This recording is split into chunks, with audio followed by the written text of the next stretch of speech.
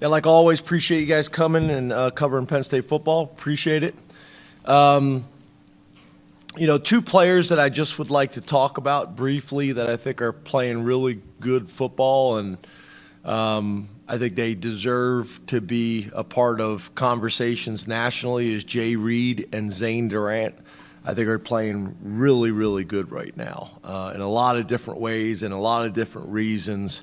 Proud of those guys. Their development within our program, both on and off the field, has been impressive, and to see how they are, in a lot of ways, leading our defense right now, verbally as well as through their play. So really proud of those guys, and they're having very, very productive seasons. Just a quick recap on Wisconsin, opportunities for growth.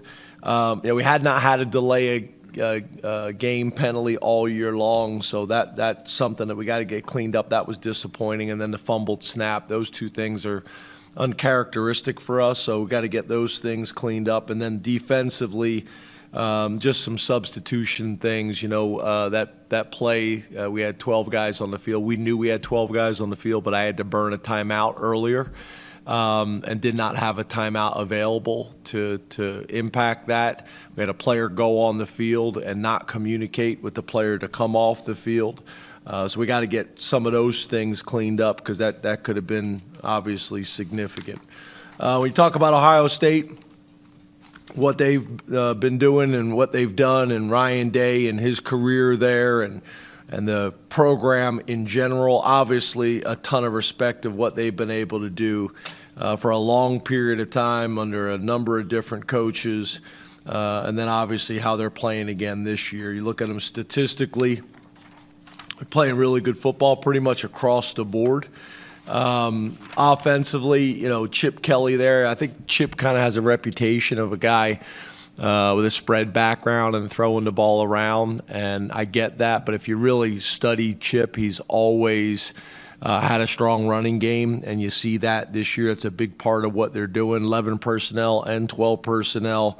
Their quarterback, Will Howard, who transferred from Kansas State, is a big guy and playing really good football for him. Touchdown to interception ratio, QBR, all those things, doing some really good things. Obviously, a young man from Pennsylvania, so he'll have a bunch of support here from his family and friends. Travion Henderson is explosive, one of the most explosive running backs in the country, who we recruited out of high school and are very, very familiar. Quinshon Judkins, who we're also familiar with as well. Two really good running backs, and then obviously there's a bunch of receivers you could talk about. The guy that's getting a lot of buzz right now is Jeremiah Smith, the freshman. But there's a number of receivers that we could be talking about. Defensively, Jim Knowles, who's also a PA guy, is doing a really good job with their defense, and has now for the last couple of years. Multiple scheme defense.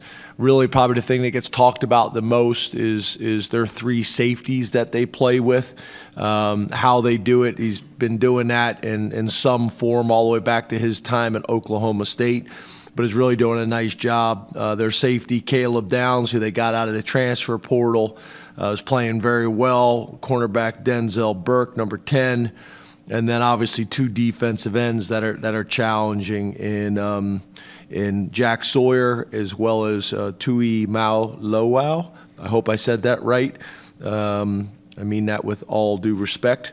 But both of those defensive ends are playing extremely well, and got a ton of respect for what they do and how they do it. And then on special teams, we think they do it by committee, which some programs do that. Their kickoff coverage team has been really impressive. They've only allowed 5 returns this year. Lorenzo Styles really stands out on that unit. And then when you talk about their punt coverage team, that's another thing that kind of stood out to us. They've only had 3 returns on the year, doing a really good job. Their punter's doing a really good job with punt location, hang time, things like that. So obviously we all know this is going to be a challenge. We're going to need a tremendous environment. in that stadium on Saturday. Home field advantage is going to be something that's going to be very, very important for us. So we need this place rocking. No matter what time the game is, we need a great environment, and we need everybody in the stadium early. We need that place rocking. We need everybody standing and screaming on third down and critical downs and possessions. And this is going to be an all hands on deck game. So appreciate everybody's support and open up the questions. Let's go to Rich Garcella, followed by Mike Gross. Good afternoon, James. How are you today? Good, Rich. How are you? I'm well, thank you. If Drew's injury is not a long-term, what do you need to see from him this week before you make a decision? I lost you there. Could you say that again, Rich? After you said Drew's injury, I lost you there. Sure. If Drew's injury is not a long-term one, what do you need to see from him this week before you make a decision? Yeah, I think he's played enough football for us that timeline will go all the way up to the game, really. I do think from a practice perspective, we're going to have to, no matter where we're at on Tuesday, we're going to have to get both of those guys reps, Tuesday and Wednesday. But it's too early to tell at this point. But he's played enough football that I think that decision will go all the way up to game time. But the reality is we're going to have both guys ready, and you could even make the argument all three guys ready, which is challenging to do in a game week, is to try to get all those guys ready. So have had some conversations with Danny and Andy about that already. We'll continue to have conversations about it, but I do think Drew has played enough football that it'll go all the way up to game time until we make that decision. Yes, sir. Let's go to Mike Gross, followed by Mark Wogenrich. Good afternoon, James. Hey, Mike. How are you, man? Good thing. Ohio State over the last couple of years seems to have made the transition, at least that's the perception, to being a more physical team and being more, maybe a little more run game oriented, maybe a little better defensively. Do you recognize that as a real thing? And if so, how have they sort of done that? I guess I don't know if that's talk out there, media. I don't know. So I'm unaware of that conversation. All I can talk about is what I see on film, and obviously the last 2 years they've played really good defense. Really, the last number of years they've played really good defense. But I think since Coach Knowles has been there, he's taken them to a whole nother level. And then offensively this year, like I mentioned in my opening statement, when you talk about Chip, there's a commitment to running the ball. I don't think there's any doubt about that, and I think that's always been the case if you look back at Chip over his history. And I think Chip has the experience and the ability to play to the strengths of his team, and I think he is clearly doing that right now. Not sure what's going on.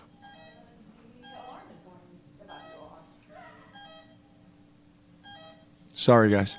But, Mike, I hope that answers your question. I just base it off of film. I'm not really sure kind of what the Ohio State fan base and media is talking about. I'm unaware of that. Do you want to give this a try? Huh? Do you want to give this a try, or is that too distracting? I'm okay as long as you guys are okay. You guys good?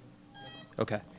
Let's go to Mark Wogenrich, followed by Frank Bodani. I set it off so I could try to get out of here sooner. Mark? Hey, James, you got me? Hey, Mark. How are you, buddy? Good, thanks. The game now this week has event status. It's a recruiting and NIL fundraising opportunity. So what other demands of your time off the field are you going to allow or not allow this week? Yeah, nothing changes for us. We have our same process with the players in terms of how we operate, with those topics in season, and our guys do a good job with that. I think that's probably, it's funny because I just talked about that this morning in the staff meeting. I think that's a big part of my job, right, is we have some media policies, kind of just how we govern ourselves and how we go about our business, which is magnified on weeks like this when everybody reaches out and wants to do interviews with specific players. And by saying, hey, players are only going to do 2 interviews max per week helps with that, helps manage that. And then it's kind of the same with the staff. You know, we're not a Bill Belichick level of program in terms of it's a one voice deal. We don't go to that extreme, but we're also just not wide open either. So trying to keep this thing as consistent and as structured as possible, so that we can stick to our normal routine. But all the other things, you know, the stadium, you know, different things that are going on, we don't deal with that. That's where Vinny and Pat and the administration handle all those things. For me, I'm worried about the Lash football building and the practice facility and then Beaver Stadium, the playing surface in the locker room, and all those other things outside of that.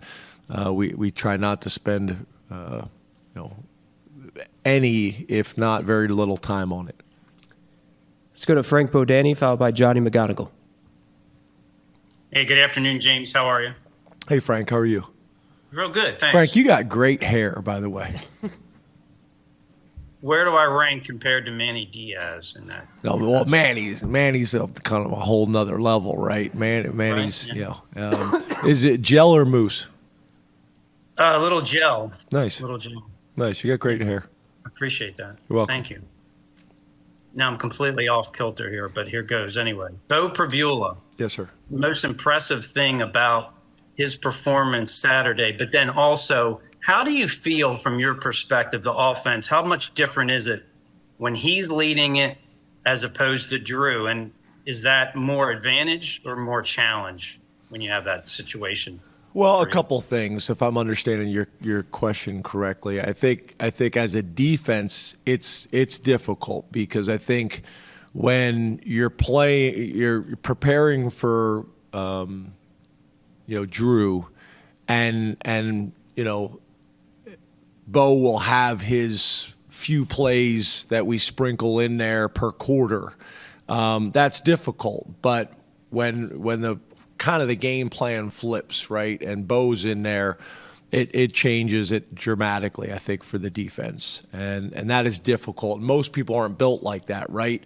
Your quarterbacks are all similar type guys, and ours are very different in a lot of ways. I don't think we're in a situation where the offense totally changes.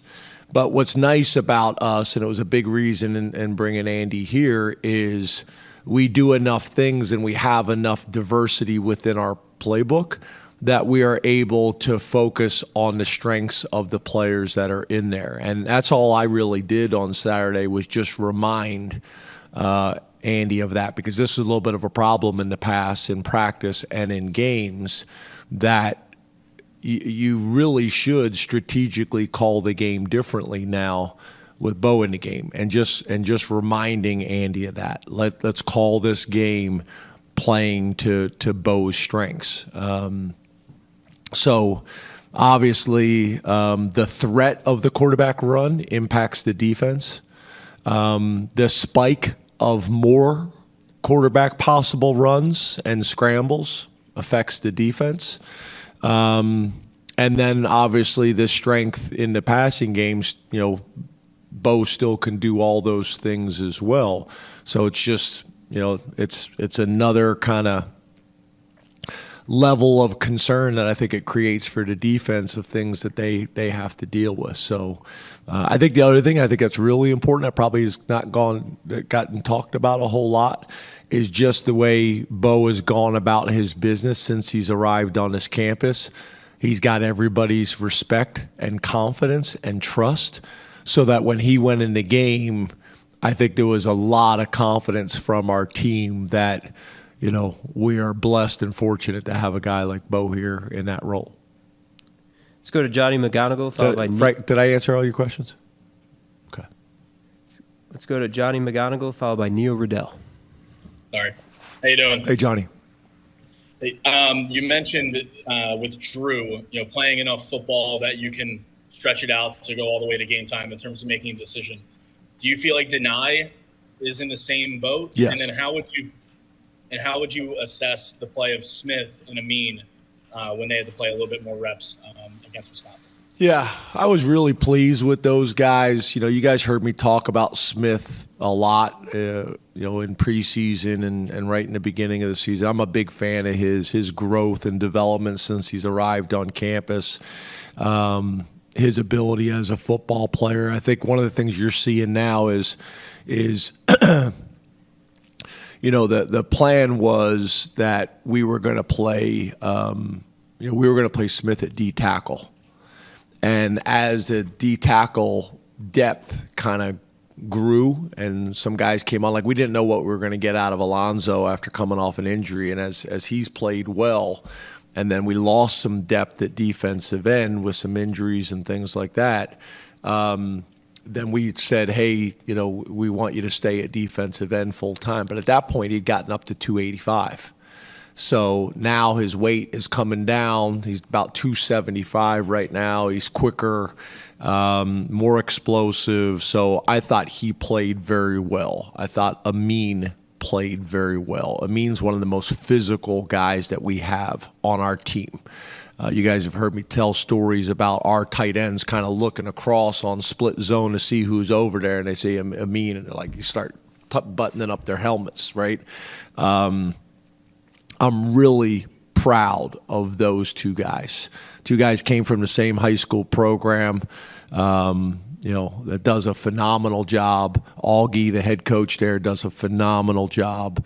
And I felt very confident coming into this season that both Smith and Amin were going to have big years, and I still believe that. I think both of those guys are going to play football for a long time. Denai will have the ability to play in this game. He's played a ton of football. He's super mature.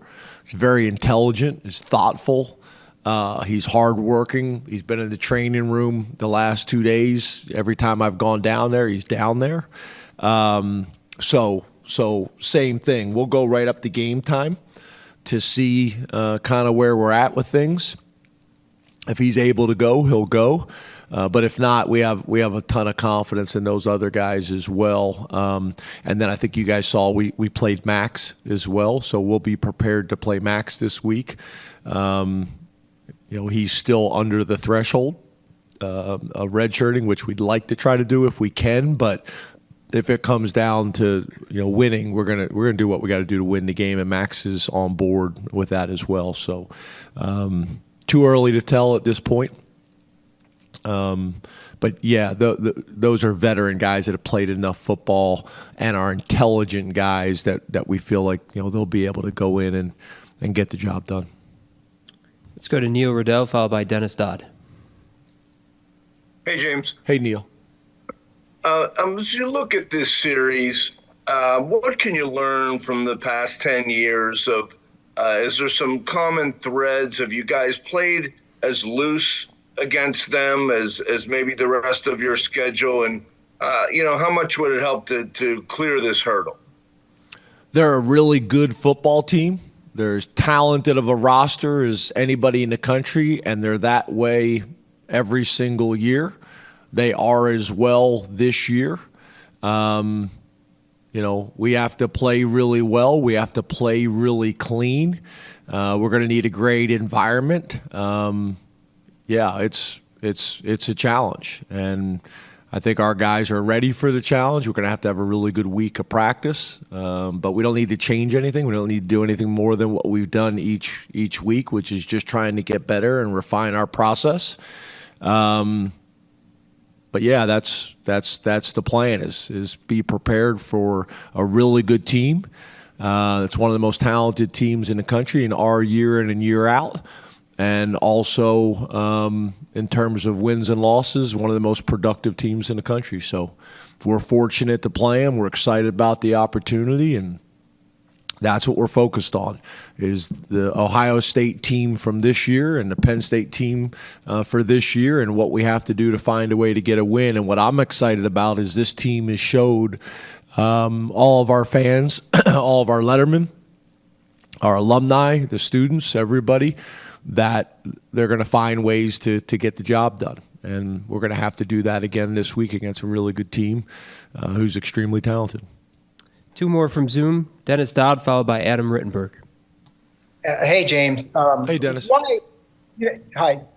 You've been asked this before, but why was Andy Nicky so attractive? What was the buzz in the industry about him?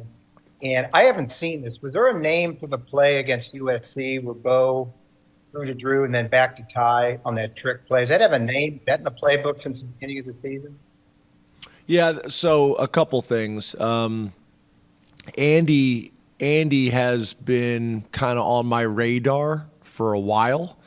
Actually interviewed him for our tight ends job when I hired Ty Howell. We played Buffalo when him and Lance were at Buffalo and had done a good job. And then Lance and Andy came and visited a couple times. I got a ton of respect for Lance and what he's been able to do. And then, Andy's been calling plays for a long time. I think he's been doing it for 19 years, and there's value in that type of experience. But probably the thing, Dennis, to answer your question specifically was, we did some really good things the last couple of years, but where we were lacking last year is in explosive plays. So then we kind of started to look at who are the coordinators and who are the teams that are producing explosive plays, and not just because their genetics are better. Like, where are the explosive plays coming from? How are they being created? And are they happening on a consistent basis? And also, are they doing it against their biggest competition? So when you kind of looked at those types of things, the list narrowed down pretty quickly. And then the fact that we had already had a relationship and been talking for a while, that helped. And then obviously I know how Lance felt about him, and I have so much respect for Lance. And then I will say this too. I got to give Kansas and Lance, and I got to give their athletic director a ton of credit because it wasn't easy hiring him. He's been with Lance for a long time. You don't make that move unless you feel good about it. And I think Kansas is committed to winning in football at a level that we probably haven't seen for a long time. And that's a credit to their head coach and their athletic director as well, because it wasn't easy to hire him.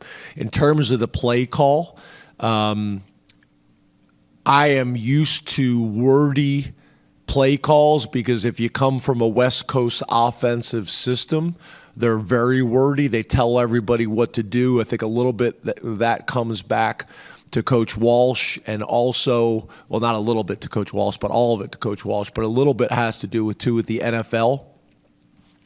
And when you're trading for players, and a lot of people are running the same system, you can trade for a guy and plug him in pretty quickly because you're pretty much telling everybody what to do. And I would say Andy's like that, not really from a West Coast offense, but our stuff is wordy. I'm talking our play calls could be anywhere between 12 and 16 words. So I'm not going to get into all that, and I don't have it all written out. And to be honest with you, I don't know if anybody on our team could do that because we don't memorize calls. A lot of times you signal the call from the sideline or the wristband, and the quarterback would memorize the call, then step into the huddle, make eye contact with everybody, make the call. But our stuff is too wordy for that. I think we've all seen the clip with Gruden, like getting frustrated on social media with the play call, and he's acting like it's so easy. I forget who the quarterback was. Yeah, it was Sims.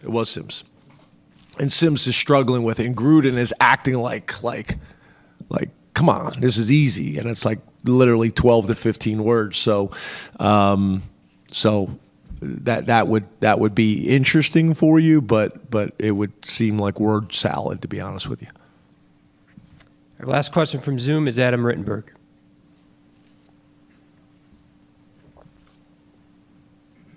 Adam? He's not on anymore? Perfect. Lost. We'll go over here to Mark. Hey, Mark. Hey, I'm following these celebrities, so I'm a little nervous. Hey, you talked about how wordy the play calling and whatnot could be. How has Grunk come along since he's gotten here and absorbing all of those type of things? And how might his week change this week compared to usual? Yeah, I'm a huge fan of Grunk, and I think there's a ton of excitement in our program. Talk to our defensive coaches and talk to our defensive players about the respect that they have for Grunk. As you guys know, we got a relationship with Brad Mendler, and I think he's done a phenomenal job. There's a lot of excitement in our program about Grunk. He's really kind of a nice blend between Drew and Bo in some ways, and he makes some throws that are really impressive. So, again, there's only so much time to go around, but I think I think Danny's doing a really good job, and I think Grunk is doing a really good job, just like you heard the conversations about with Bo, that those guys are preparing as if they're the starter, and that's one of those things that's easier said than done.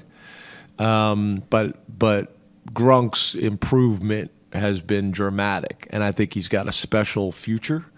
We are fortunate to have those guys here, but I think, watching what happened on Saturday, I think that doubles down and reinforces to those guys, hey, I better have my stuff together. But there's only so many reps to go around. So if Drew is able to practice and we're going to get reps to Bo, it's hard to now also get reps to the third guy, because if you're not careful, you spend all this time getting all of them ready and you get none of them ready, right? So that's the challenge. Let's go to John. Hey, James. So it probably won't change a whole lot, Mark, is what I'm saying based on the information I have right now. Sorry. You're good. Hey, James.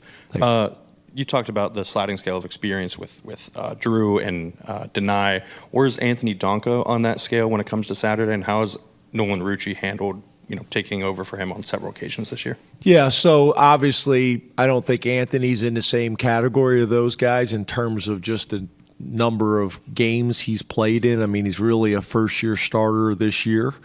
Both Deny and Drew are multiple-year starters now, so it's a little bit different. We've already been playing Rucci a bunch anyway, but we're going to need both of those guys. So, living in the training room.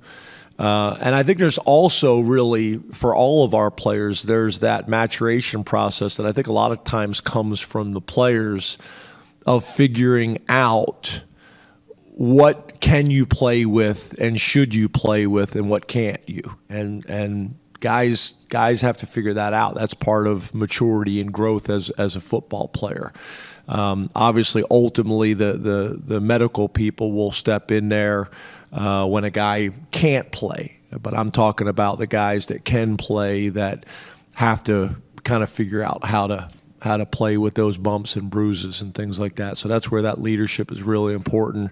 I think Donka is working through that right now. This week will be really important. He's a great kid. He's a smart kid. He was in the training room when I left as well, him and Rucci. So we expect to play both of those guys, but it's too early to say. In the middle, Shane. Hey, Coach. Hey, Shane. You dealt with the injury bug all season, and you've had to weather plenty of storms with that. How much confidence do you get from the adversity your team's been able to overcome, and how much of that is, would you say, talent versus just being able to adjust on the fly? Yeah, I think it's a combination of all of that, right? I think we kind of had the early injury bug, and then kind of things leveled off again, and then you play really good teams and it's physical. Those things are going to happen. So I think we've been tested. I think we've proven that we can kind of overcome some of those things, and I think we have proven that we have some pretty good depth. But obviously, when you're playing one of the better teams and one of the more talented teams in the country, obviously you want to be as healthy as you possibly can. So I'm appreciative of how the guys are handled. I'm appreciative of our trainers and doctors. I'm also appreciative of Kale. Kale reached out Last night I got a text message from him and some of the things that they do. They had some injuries last year that they were dealing with as well, so I had some ideas there, and that's what's cool about this Penn State and this brotherhood that we have. When I say brotherhood, I'm talking about the coaches, both male and female, and all the sports supporting each other and having each other's backs, and the same thing with the players and the lettermen and all that kind of stuff. It's really cool. No different than players coming back and being on the sideline and being around us. It's a special thing. So we'll take every resource we got, vitamins, sleep, saltwater tanks, whatever the technology is, whatever it is, we're going to do everything in our power to have our guys ready to play and play well. And there's a physical component to that. There's a mental component to that. There's an emotional component to that. There's a maturity and experience component to all those things too. In the back, Max. Hey, James. Hey, Max. How are you? Good. How are you? I'm doing well.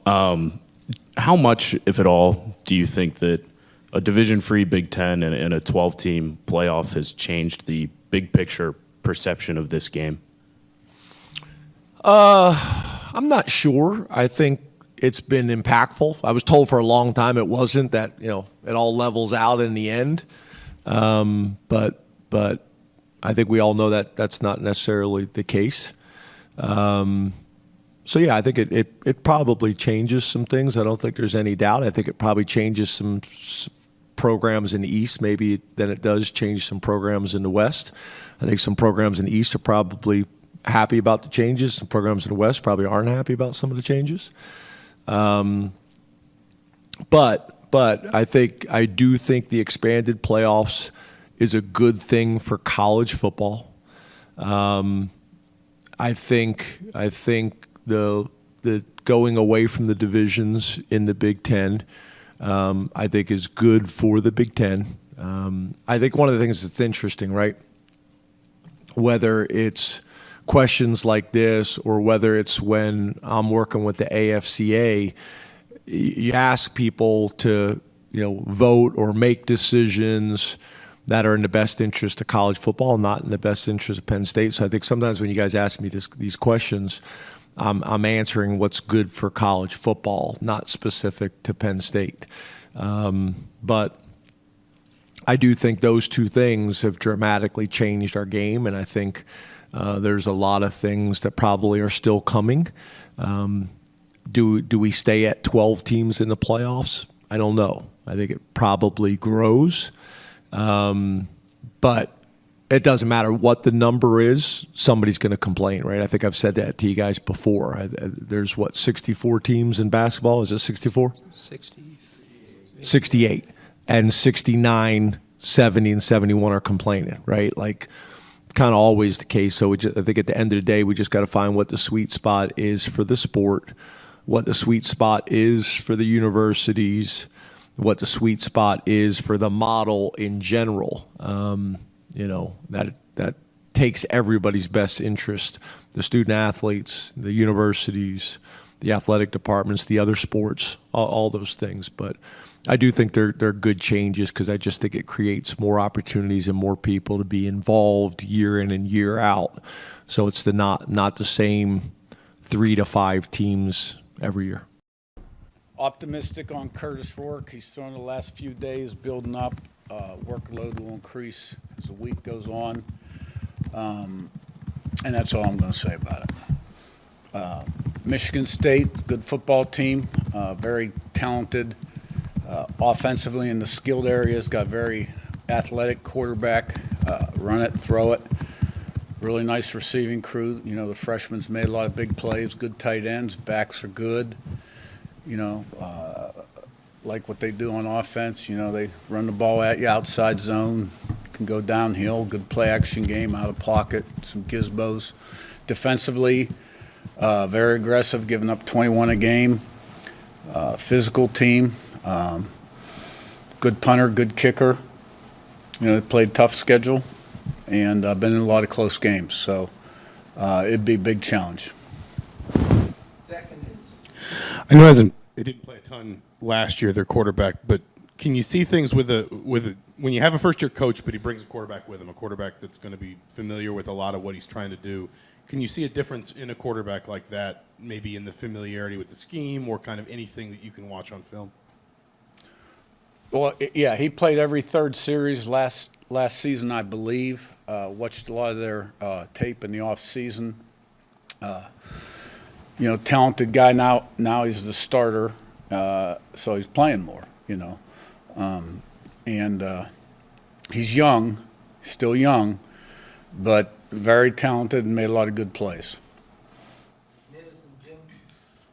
Yeah, Curt, a trend in college football has been veteran guys entering kind of the portal or leaving the team at midseason to extend their eligibility. You've had a couple, but you also have guys like Kalen Black, who a couple weeks ago was talking about, he's kind of put some of his individual goals aside, pushed to play more on special teams.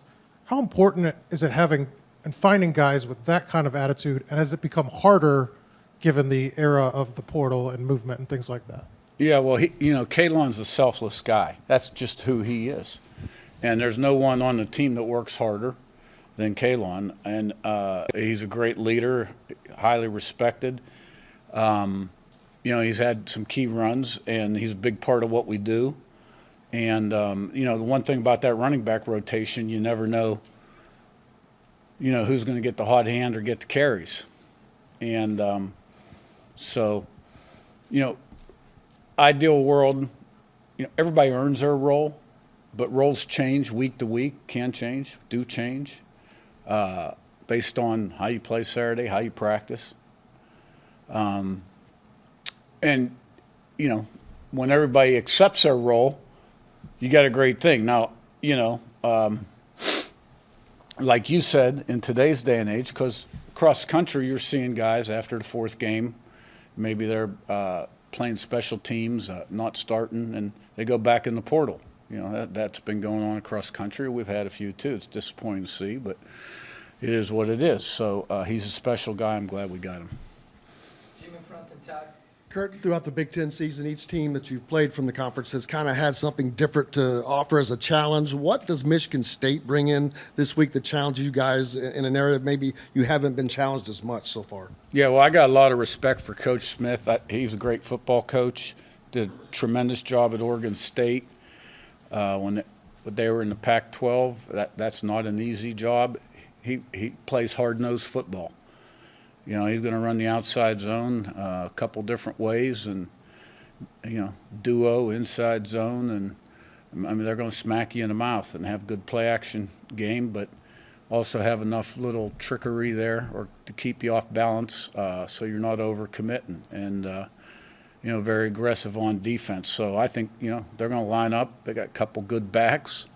And they're going to run that ball and push it down the field and play action. And they go out of pocket with the quarterback, and you got to keep him in the pocket when he drops back because he can run around and make plays.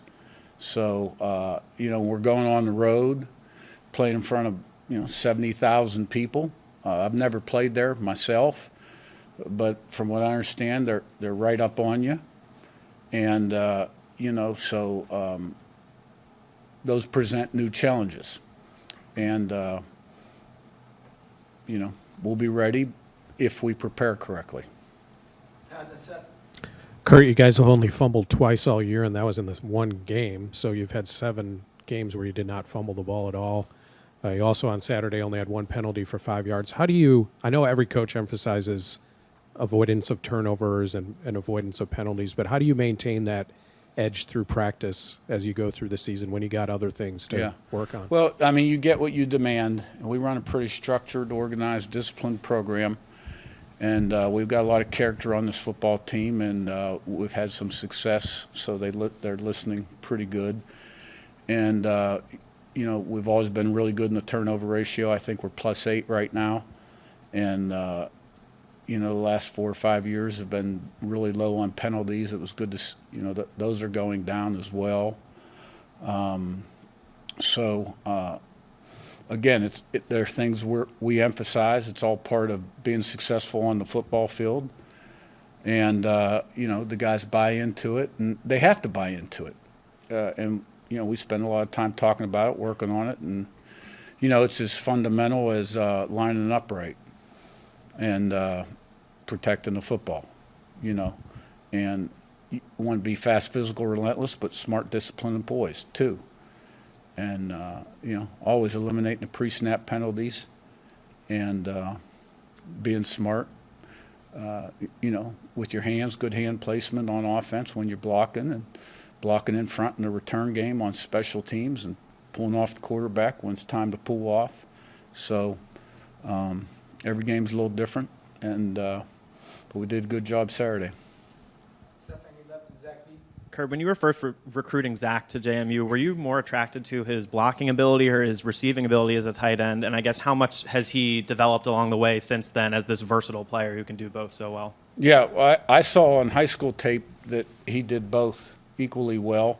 Played defense also, but showed tenacity, functional strength, explosion, and also, the flexibility, ball skills, and movement skills you're looking for in a receiver, and thought he really had a good chance. He wasn't real highly recruited. I was surprised. He was a little under-recruited. But as soon as he got on campus, we knew we had a good player. After going back and watching the tape, what stood out to you about Taven Jackson's performance, both good and bad, on Saturday? Yeah, well, there was good and bad, and he's got to build on the good and eliminate the bad. And he'll have a good film session with Coach Sinceri this evening. And, like everybody else, better or worse, never stay the same, and need to be better tonight in the walkthrough. What did you enjoy most about the offensive line and their performance, especially in the second half when Washington knew you guys were going to be running the ball and they still were able to pick up the yards and grind it out? We kind of hit the ground there in the second half. Had some key third down conversions, running the football. Ellison did a great job running. The line did a nice job, tight ends, receivers with their downfield blocking. We pulled a ball or two at quarterback. So that was good to see. Probably broke some tendencies on third down. Maybe got one or two looks on third down where they were expecting us to pass, so we ran the ball. And the back really broke tackles, and fell forward. But the line did a good job throughout the entire game. The first series we had one or two missed assignments, but after that, played very consistently like they have all year. And it's a group effort. It's not just the line; it's the backs and the tight ends and the receivers, and the quarterback gets involved when he pulls the ball. So. It brought back some memories to some of my earlier days as a head coach. I had one team, I think we had 1,400-yard rusher, 1,300-yard rusher, 800-yard rusher, and a 600-yard rusher. There were times we'd win games and throw the ball 8 to 10 times, but that was a long time ago. We don't do that anymore. Coach, you talked about the importance of that long third quarter drive after Washington had gotten the pick and the score. It seems like drives like that have happened a lot in conference play. What does that say of the importance of a punch is thrown and you're able to respond with 2, 3, even 4 unanswered scoring drives? Yeah, I think when you look all year long, the offense has done a good job of responding when the defense gives up a score. And that was a critical drive. And I think we had 3 drives in this game together that were over 21 minutes. It averaged over 7 minutes a drive. So you're also keeping the ball out of their hands, keeping the defense off the field. And now I wasn't very pleased that we had to settle for a field goal at the end of the half. We should have scored at least twice down there, but didn't for various reasons. And but the offense has been pretty consistent, this all year long. Been good on third down, been good on touchdowns in the red area. Been good on fourth down, responding to scores. This past Saturday was probably our most inconsistent performance. And I know all eyes are always on the quarterback. Everybody sees when he throws a completion or incompletion. But we had some inconsistency throughout all 11 guys that were playing. Daniel and Jeff. Yeah, on watching film, I know you mentioned recently you're watching like 80 hours a week of that, right? I'm curious how you kind of spread that out throughout a week and whether what you're watching or trying to watch for changes as you guys try to implement, I guess. Yeah, well, Sunday you come in, you review your game. I come in early. Like this morning I was in 4:30. Sunday I watch offense, defense, kicking before the coaches come in. Quick staff, and then I'll watch the offense with the offense. And I may cut out a few plays and watch them with the defense, but sometimes I don't. We watch special teams together, then we're on to the opponent. We normally start with explosive plays, runs plus 12, passes plus 15. Then we'll watch, 3, 4, 5 games together as a staff, and then break up on our own. And and then I'll spend an hour or two on various things tape-wise.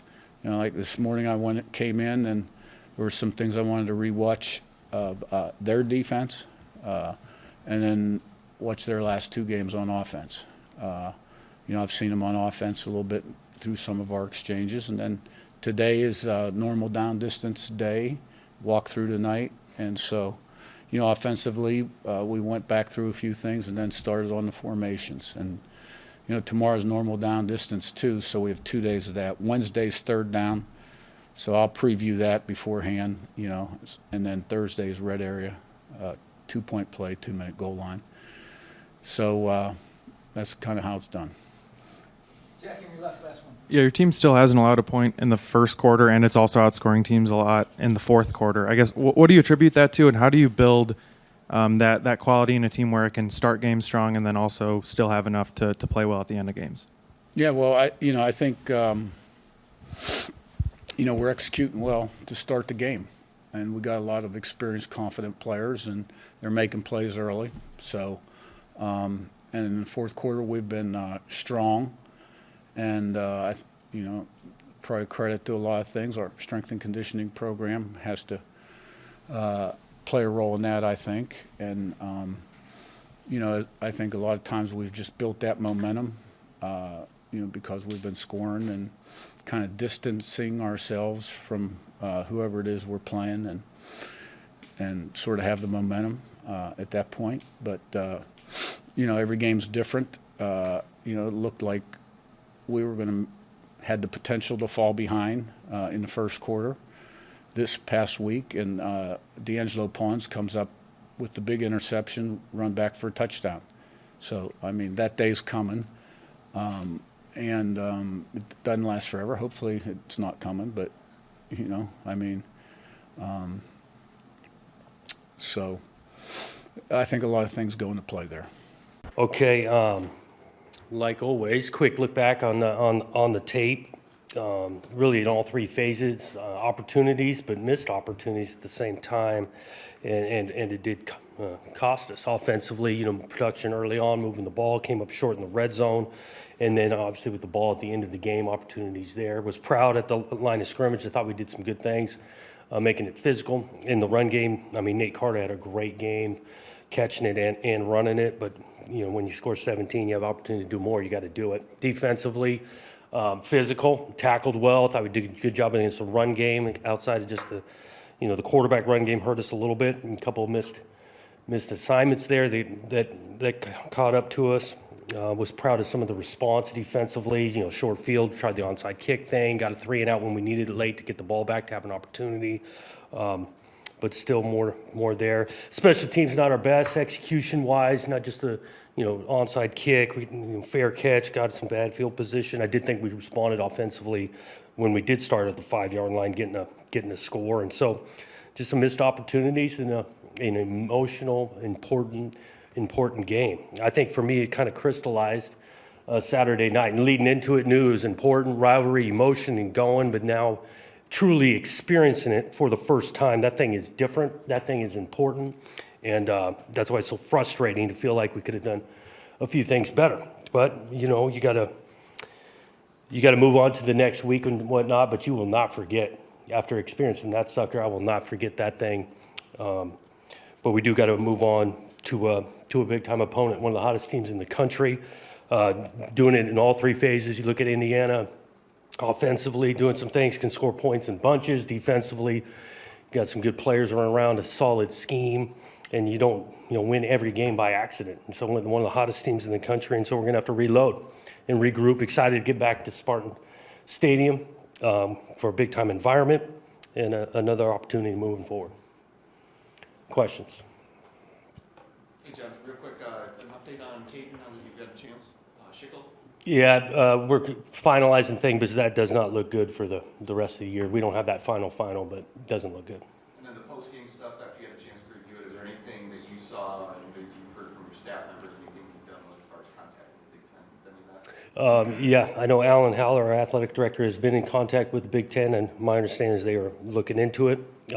I did, in ways, pleased with our players, ask those guys to make the thing physical Saturday night and play disciplined football.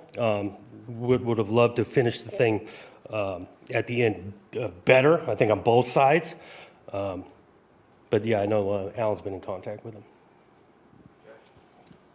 Jonathan, the delay a game on the first possession before the missed field goal, is that a timeout you have to call? Is that something you want Aiden to do? That's on me. No, 100%. I call timeouts. I will say the first drive, the communication to the quarterback helmet was not working, so we were operating a little differently. I should have called timeout. If we want to go, you got them all on the 2-yard line.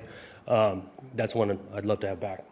And with Will Johnson out, were they doing anything special to take Nick out of the game, or just didn't? They had a few times. Coverage is going his way, but not dramatically different. Just because I believe one of their corners wasn't played.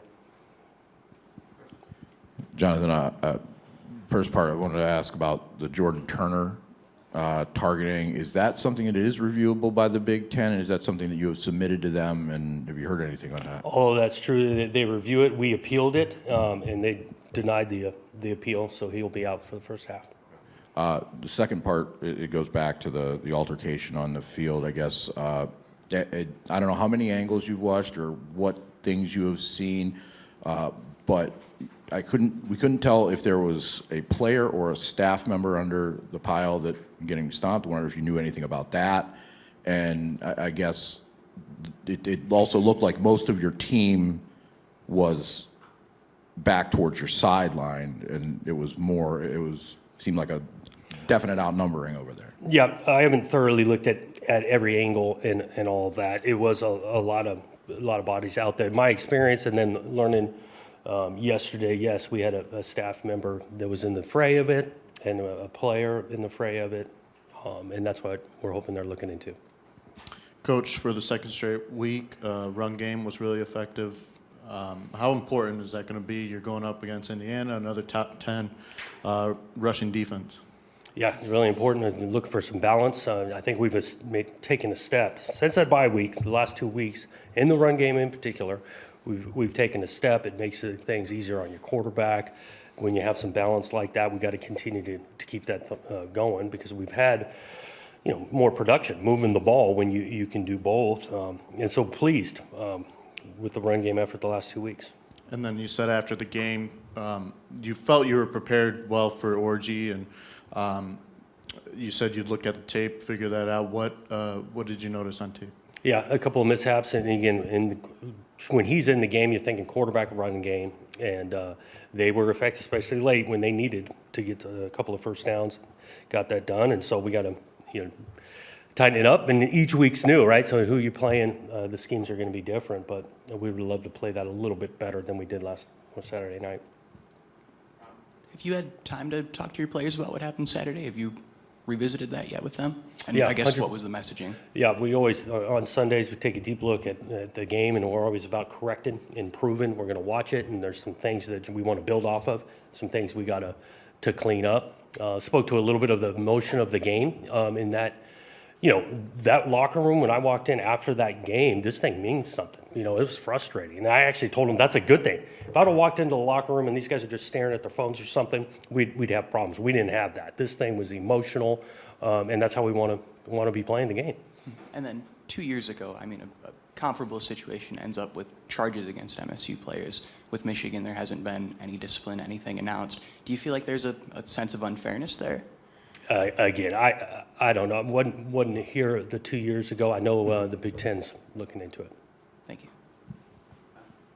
John, I was wondering, does it help when you, I mean, obviously coming off, like you said, a very emotional game, does it help to refocus when you got an unbeaten team, like you said, one of the hottest teams in the country coming in here, and it's another trophy game? Yeah, I think so. And again, I'm pretty confident in this group. We will not forget Saturday night. I promise you that. Okay, but we moving forward, and yeah, you got a big time team coming in back at home. I think these guys will be excited to play on Saturday. Jonathan, you've coached in in-state rivalry games before. What did you learn Saturday night? I think you just walk into the place and there's a genuine dislike. And you could feel that from the get-go of pregame, from the crowd to the place, and then sharing the tunnel. And so that's unique in a rivalry piece, to share that tunnel and be walking by these guys nonstop. And so I think about, you hear about the former players and how much this thing means. After experiencing this thing one time, this thing is different. And that crystallized for me on Saturday. And as a first-year coach, you've actually got a staffer who was at Indiana. What in the world have they done there, and how have they gone from where they were to 8-0? Credit to them. I mean, they turned a lot of new players in their first year at Indiana. Obviously, schematically, the coach, Cignetti, knows what he's doing, putting the thing together. He's had success other places, and I do think they're playing with a lot of confidence. You just watch them from start of games and being able to finish games. These guys are playing with a lot of confidence, and they've had some real success. Jonathan, pass rush was really good to start the season, but I believe it's been 4 straight games without a sack. Against Rourke, if he were able to go, he's been one of the most productive quarterbacks in the Big Ten. How important is it going to be to get that going this week? Yeah, we want to affect the passer, and again, each week's, I think about the last couple of weeks, not playing prolific passing games, and so your sack count's probably going to be down when you're playing teams like that. But these guys can throw it. They do a nice job in the RPO game, and they're going to have a balance of mix and run and pass. But we want to affect the passer, especially against a good quarterback. Jonathan, do you worry about just moving on? This game is a harder game to move on from, to get ready for an Indiana team that's obviously very good. And second, well, I'll start there. Does this game present unique challenges coming out of this game and shedding it? Yeah, I think it's unique in that, emotional rivalry in the middle of the year, and then you're going to play the next week. But we've talked about being process approached. However Saturday it turns out, we're going to look at it on Sunday and move forward, counting on this player-led team to do that. They had a players-only meeting actually discussing this topic last night. And so I'm confident we'll be back to work tomorrow morning. Secondly, Indiana had a pretty charmed schedule relative to you guys to start the season. Would you rather have, and I mean, you could argue you'd be at least 6-0 if you'd played that schedule. Would you rather have a confidence-building schedule that creates sort of momentum in whether it's real or not, or would you rather know every hard truth and wart about your team like you do? Yeah, that's a good question. I don't know if one way's way better than the other. We don't dictate the schedule, and in this conference, that's how it's going to play out. So the 18 teams, you're only going to play 9 of them. And so you're going to miss some opponents and that. I look at our schedule, I do think it's been tough. We've played some real teams, but I'm proud of our group as we continue to battle. I think we've gained confidence as the year's gone on. We can go toe-to-toe with just about anybody, and now we want to play our best football in November. Excuse me, Jonathan, we all saw their backup quarterback last week. Don't know, I guess, the situation there. How different is he from Rourke, their main guy, and just generally offensively, what have they done to put up some of these big numbers that you've seen on some of these teams? Well, schematically, they do a nice job. I think they've got weapons in the backfield, at receiver. The O-line looks like they're on the same page and know that scheme and have played pretty high level. Talk about the quarterback thing, I didn't see a lot of difference in their efficiency, their operation, and so preparing for who you're going to see, both of them operate that offense pretty well, and we're going to have to prepare for it. Jonathan, I apologize having to ask about this after a football game, but when the scuffle broke out, there were 23 seconds left in the game. Their sideline poured onto the field to join the scuffle. When you're coaching a team, do you have to remind your players to not join a scuffle or leave the sideline, or do you have any thoughts about what they did and what that led to? Yeah, amongst the rules, the clock's still going. You leave the sideline, that's a penalty. But I do think about the previous week, we had this similar situation. We're up on Iowa, taking a knee, right? And me and Coach Friends meet, I think, before even the game clock went out. And so we got to be smart at the end of the game. In this in particular one, hopefully this is a scene that doesn't take place again. But the clock's still going, and yeah, we want to operate within the rules on both sides. Were taken advantage of in that situation, or was the staff member over there trying to break it up? Can you comment on that? I can comment to say yes, we had multiple staff and our own sideline getting over to break it up, to protect, to get out of there. Like I said, I haven't thoroughly looked at every angle and whatnot. I know the conference is going to be looking into it. We've been in touch with them, and that's what I got on that. Just as far as things you can build off of positives, the second straight week again where the offensive line looked like they did a good job in the run game. Obviously with Nate, how much of that is focused to when you show your players what went right? How much is that moving forward? Yeah, you always point out because again, yeah, the score is what it is, but there's plenty of snaps within the game that, like I say, you can build off of. I think about Jack Carson Wentz coming in as a long snapper, right? Fickell goes down. We got to punt the ball, kind of backed up in front of 110,000. He throws a strike back there. Sam Edwards needed to come in to be the short snapper on field goal. I got operated. I think but Jonathan Kim misses the early one that he totally is capable of making. He comes back and responds. He made a big kick to make that a 6-point game. And so, yeah, there's plays on there that you like and you want to build off some confidence in every game. Before we get started, just want to make a comment about and I made it after the game about the post-game skirmish, just unacceptable, not how we carry ourselves. We'll address that internally, and that's not how we represent the University of Michigan, the block ham or the winged helmet. So we'll take care of that, and that'll never happen again. So that's all I'll answer about that. Tony? You said you'll handle it internally, but one of the videos showed, or TV shows, hard to see, that Kalel might have maybe kicked a Michigan State staffer while they were down. I mean, did you see that, or is there any?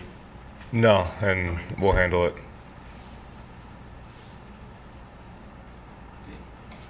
Andrew? Will there be any suspensions from it, I guess? People not playing in football games? We'll handle all that internally, so we'll see.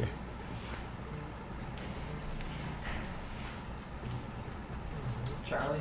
Is there any worry with tunnel incident 2 years ago and this after this game that things maybe are getting too heated and they have to cool down? I mean, I think it's a rivalry and things happen, but you got to control your emotions.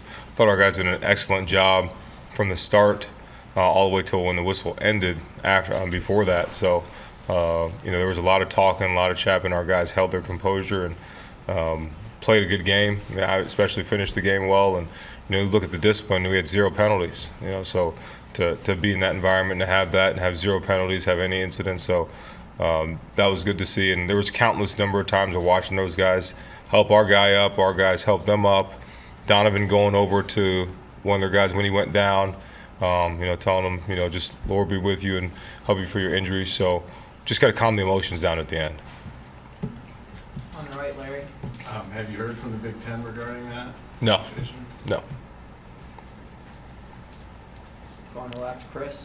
Watching the film, can you talk about what you saw in improved pass protection and how important Miles Hinton was to that? Oh, huge, man. Having Miles back, he's a tone setter. Obviously, he's a large human being with an immense skill set, but he did an excellent job for having his first game back. And I thought just as a group, those guys played well together in synergy and pass pro. But that also comes with timing of the passing game. I thought the precision in the route timing was good. I thought Davis did a really good job when he was asked to do that. Missed a couple of throws and he's beating himself over it, but played well enough and played good enough for us to win, and made some really good throws. I mean, that flea flicker throw was a dime, was a dot. So third down, he's rolling to the right, throws it to Kendrick Bell over the middle. So he made some really good throws. So that's part of the protection piece and timing piece, and I thought those guys did a good job. Right here, Charles. Yeah, can you talk about the dynamic with Davis and Alex both contributing at a high level in that game? It was awesome. It was what you hoped it would be. You wish you started a little faster, but both of those guys, and they worked well in tandem together. And you see that in practice. You see that, really, you see them just walk around the building. That's how they are, and they really feed off each other. So it was cool to watch that come to fruition and not just see it in practice, but see it in the game, and was really happy with that. And then it seemed like the offense kind of started to find a groove on that second to last drive in the first half. How can you carry that into this game against Oregon? Yeah, I think having that confidence, having that success on the field is huge, and just continue to prepare like that and execute the way we did. On the left, Clayton. When you guys are in one of those exotic pre-snap looks on third down, what are the challenges when the other team does decide to just run it? Yeah, I mean, you got to be gap sound. That's the biggest thing. You got to be gap sound. You got to be able to understand what they're thinking as well and adjust. And we've got to be better in those situations and make the changes necessary so that we are better in those situations. Stay on the left there, John. Yeah, Josiah got the strip sack to help you get the lead at halftime. Yeah. Can you talk about what a guy like that does to get elevated to a captain's position at halftime or at mid-season, and what he's done? Yeah, first of all, the production that he's had on the field, but that's probably under the type of kid he is, the person, the leader he is off the field. He's a tone setter. He does everything the right way, takes care of his business off the field, and he makes plays. And when he speaks, everybody listens. And he was, we voted for Rod McCarry, but he was the next vote getter for captain, and felt like we needed somebody on the field with McCarry to set that tone, and he's really done a good job. Can you talk about breaking that news to him and how he reacted? Yeah, I broke it to him. I think I just called him, and I told him I was going to wait till we got in the meeting and tell him, but I was like, I got to do it now. So I told him beforehand, and he was just super excited and humble and blessed that he got the opportunity to do this because it's a big honor. On the right here, Aaron. Going back to the quarterbacks, is that the plan this week to roll Davis and Alex again? Yeah, yep, we'll do the same. And then going into this game, what was the message to Davis after the first 3 starts where he's throwing the turnovers and making mistakes? Yeah, be you, do your job. Don't try to be Superman. Just do what you've been coached to do and trained to do, and you'll be successful. Stay on the right, Larry. Oregon's obviously really good personnel-wise, both sides of the ball.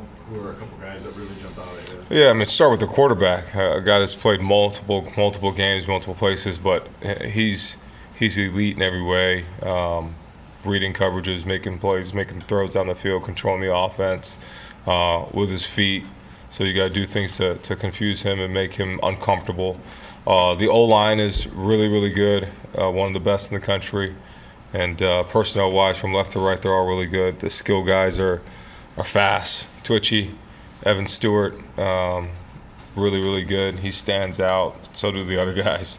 And then the running back, he's violent runner. He's a smaller guy, but he's a violent runner, runs physical. And then defensively, they just play really good team defense. They've got good players, but they play great team defense. Coach Lanning has done a great job with the scheme, and their DC has done a great job. So it's going to be a challenge. We got to go prepare to go win. On the left there, Ryan. Is there any extra novelty of having the #1 team in the country undefeated come to Michigan at this late in the year? No, I think for us it's every game's a big game, and we're just going to approach it like it's another game. And we know how good they are. We know what we have to do to go win. And we've got to go execute, and we've got to prepare that way. You got to prepare with that mentality. You can't. They understand the situation. The guys know who the team is and who we're playing. So for us, it's going to attack our details and what we need to do to go execute to win. And how would you evaluate Greg Crippen's play since taking over the starting center job? Yeah, he's been good. He's given us a good chance to win, and he's just got to continue to elevate his game in certain things and situations to make him better. But it's taken command of the group, and you've seen the success, go in advance with him there. Go on the right here, Charlie. Sherrone, from your perspective, what did Davis do in this game that was kind of improved from those first 3 games? Yeah, I mean, first obviously took care of the football in an elite level way. He had one where he scrambled up the gut where the ball kind of was low, but besides that, the ball was never in harm other than that. And he made the throws he needed to make, made some key third down plays, which were huge, which we hadn't really got. And he made plays where he needed to, and made some big plays down the field. So it was good to see. And going off of Aaron's question, do you see Davis as being where the quarterback competition is going to settle, even if there's, struggles in the coming game, or are you just going to stick it with Davis and ride it out throughout the season? Yeah, I think Davis has earned the opportunity, and obviously played a really good game, and won the spot, and we'll continue to roll how we did last game. On the left, Anthony.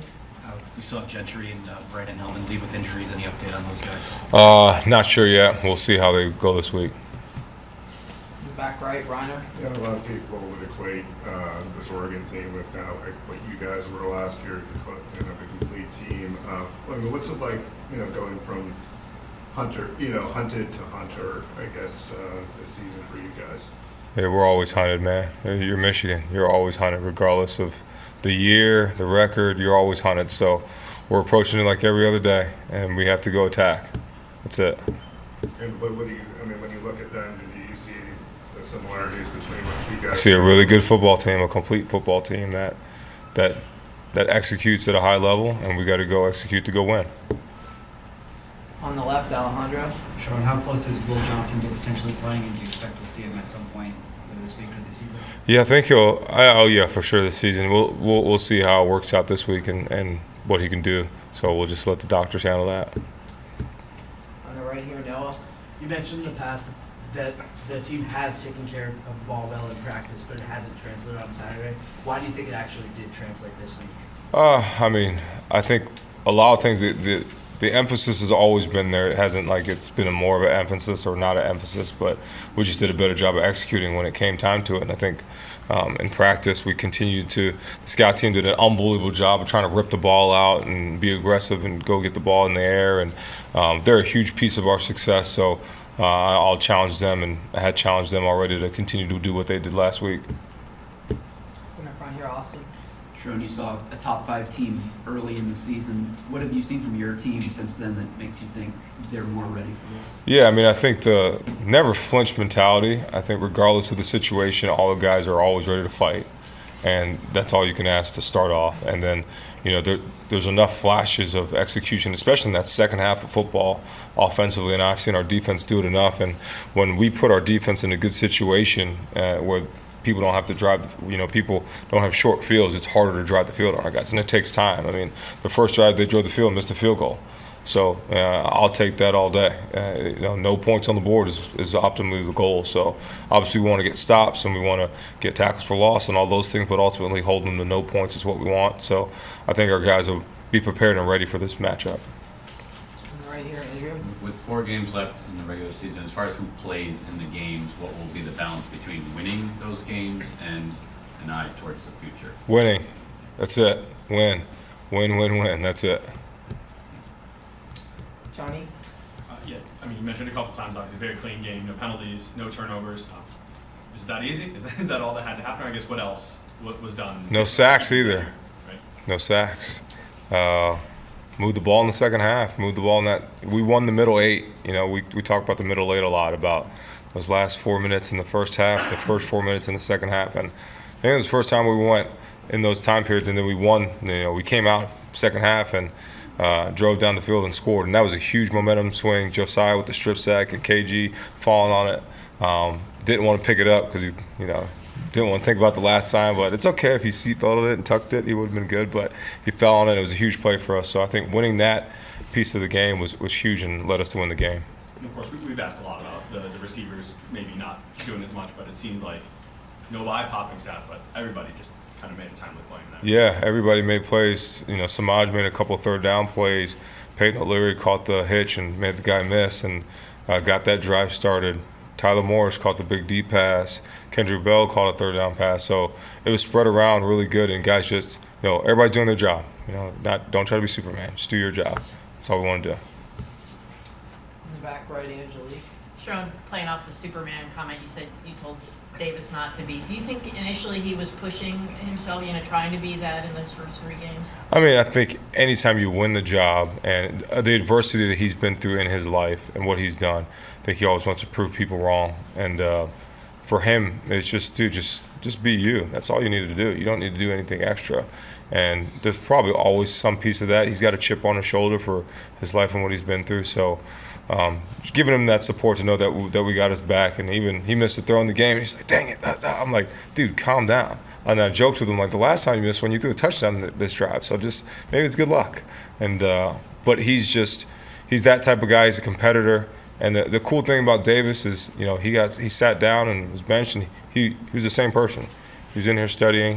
He was in here doing the same thing, still doing the test, doing things right. So just very proud of him and the way he played and what he did. So it was huge for us.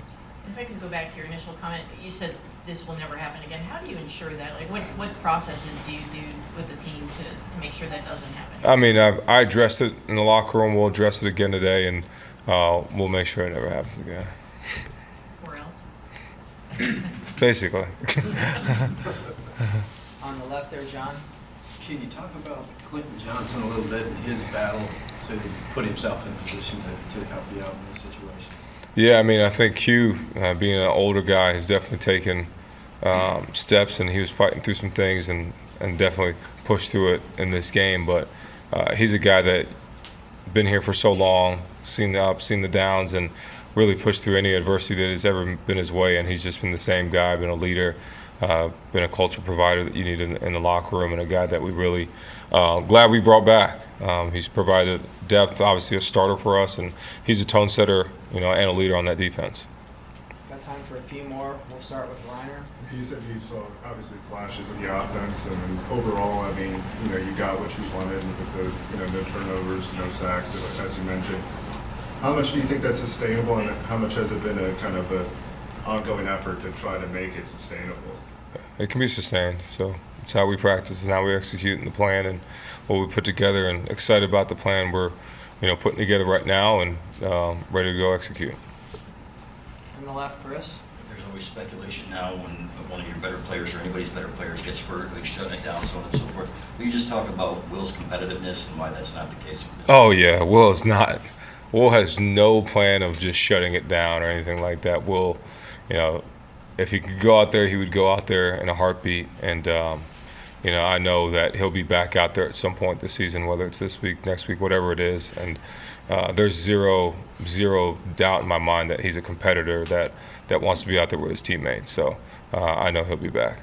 Ultimately, whose decision is it whether or not he plays? Is it up to the trainers? Yeah, trainers. Yeah, I'm not making any of those decisions. So trainers and doctors, they say he can go, and then we go from there. On the left, Clayton. Mason almost doesn't get talked about a lot because we've all come to expect Mm-hmm. this. But what do you like the most about what he's given you, playing more snaps and still being extremely good? He's an absolute game wrecker. I mean, dude's in the backfield. Every other play, he plays so hard, plays so physical, and just does it all the time. That's how he practices too.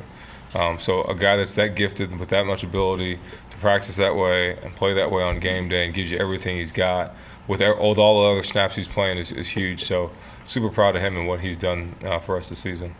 Real quick, David. Obviously, a great football game this past Saturday. As I said after the game, I was proud of the guys for the effort and all the things that they brought forth, the resiliency during the game. At the same time, we made key mistakes on all three phases that didn't allow us to win the game. So we started this morning working to correct those, try to get better for UCLA.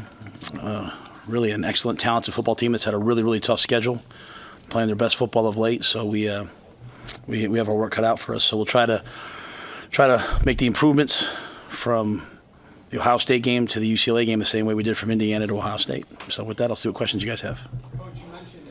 On Saturday, you felt like it was the first time, felt the championship mindset in the locker room. What kind of intangibles go into that, and how do you kind of instill that same mindset for the rest of the year? It's really hard to play with the confidence to understand that, hey, if I don't make mistakes, I'll win. At the same time, play without being afraid of making mistakes. So you have to have this fearless part of you that runs right up to the edge, and you're willing to go over the edge. You're willing to put yourself at risk and be vulnerable to failure. That's the only way to actually be successful. And so saw a bunch of guys that just wanted to go back out and keep playing. And when I said that, there's been lots of times I've seen glimpses of it. I just saw a whole team united in that moment. So I think it came from the players, and to them it's a real credit. Expect to have Ramir or Tommy back this week? I don't know Tommy. Ramir's back. He'll practice tomorrow. We hadn't seen Dylan scramble a whole bunch this season until that game. He had mentioned that you guys saw maybe something on film, but he also mentioned that there was a kind of a focus on him doing that in practice. Is that something that he just added to his repertoire this weekend? I mean, it looked pretty good when he did it. Yeah, I think one of the key things. One of the key things from Dylan is he can do it, right? He has, he can do it, and he has the ability to scramble and look down the field, but then also take advantage and run. I think one of the really cool things I'm having a chance to experience with him is watching him grow each week. I think in the Indiana game, there was a play where he started to scramble and stopped and threw it back. And as I watched the game with him, he's like, I should have run it there. And I don't even know if that's right or not, but that's what he took away from it. So I think he, every week, is trying to find 1, 2, 3 things to improve upon. We heard Coach Day's press conference last week, and we heard him talk about why, when I watch their defense, I think it's, they look like a big-time defense. they were taking a lot of questions about why aren't about their defense, and he talked about doing some different things, and we were all kind of like, you play a team coming off a bye, it's like you better be ready for anything to come out. There was way more man-free pressure. Usually, Larry Johnson defenses is 4-man rush and hey, let's go eat.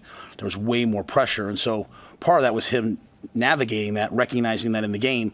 But when you bring man-free pressure, if you pick them all up, there's no one for the quarterback. And so he got out and he took off and ran. And, to me, it's like Dylan's got like an algorithm in his brain. And so every time you add something to it, it's like, hey, I can do this against this. So he added it. So in terms of during practice, I just think he's always trying to improve, get better.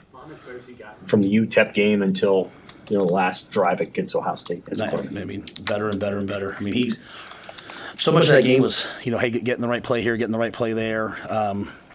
You think about, you're a freshman quarterback.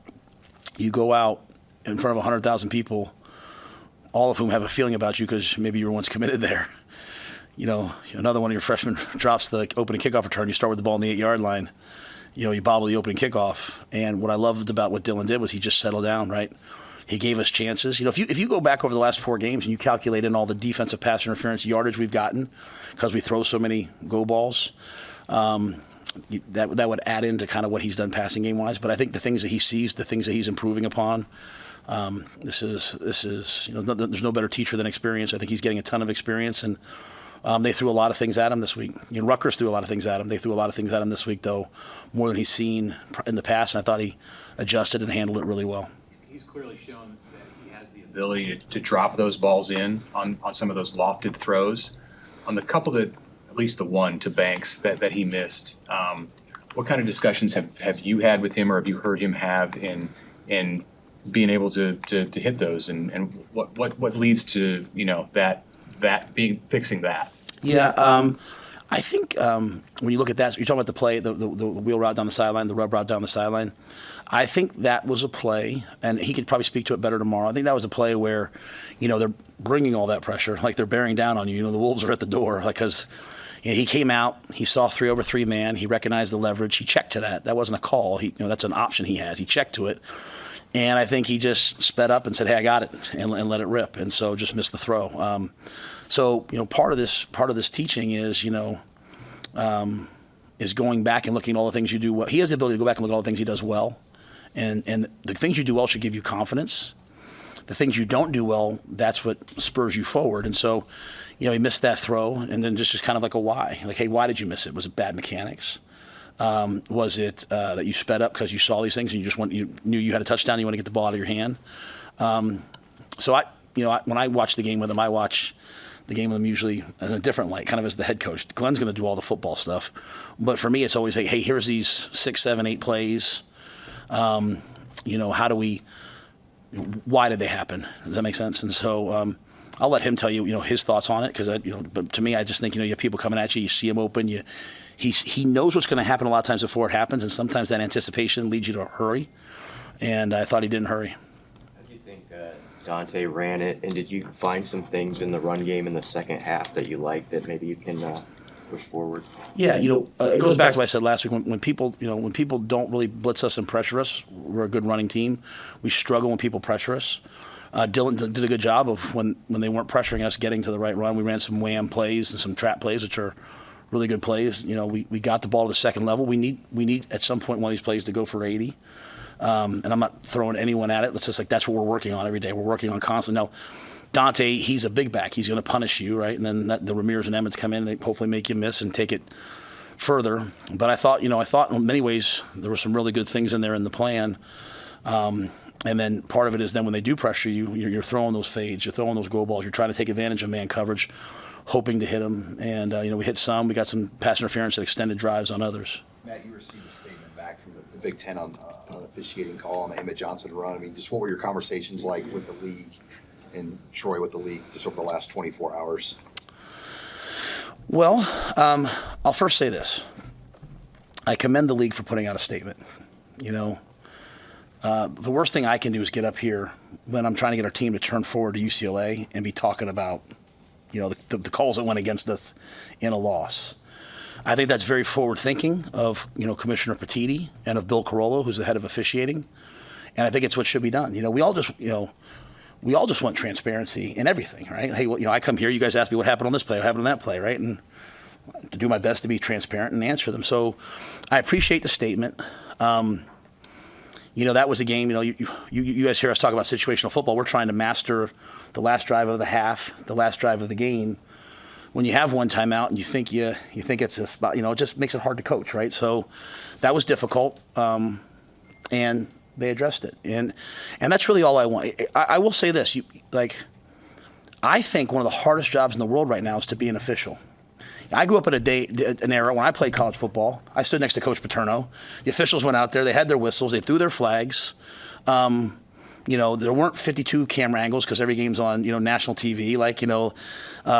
There weren't, they threw the flag and you live with it, right? And, Coach Paterno would yell at the officials and, just kind of that's how the football was. And now, now you in a world where, now we have instant replay. And the first instant replay was, overturn the egregious stuff. And now it's more, now we can fix things. Like last week there was 3 seconds on the clock and all of a sudden, now there was 6 seconds against Indiana. So now as an official, when I'm calling the game on controversial calls as if, well, what happens if it does get overturned? So they go with, like if it's close to being a fumble, they think the guy's down. They might, they're kind of instructed to call it a fumble so that the play continues and then replay can overturn it. But replay, if it's close, will go with the call that stood, which even though that might not be what the official thought. So the amount of things that must be in those guys' heads, God bless them, and then there are 100,000 people and they're running backwards trying to say, is it DPI, is it OPI, right? Now, it used to be the officials have to go over and talk to each other. Now they have a microphone and they're talking to each other during the game and they're confirming things. And it just, I feel for them, so I'm never going to get up here and complain about judgment calls. That's not my thing. I've been upset, or I've talked about really replay. Like last year we had 3 replays that the next day they said, hey, replay was wrong. That's hard for me, right?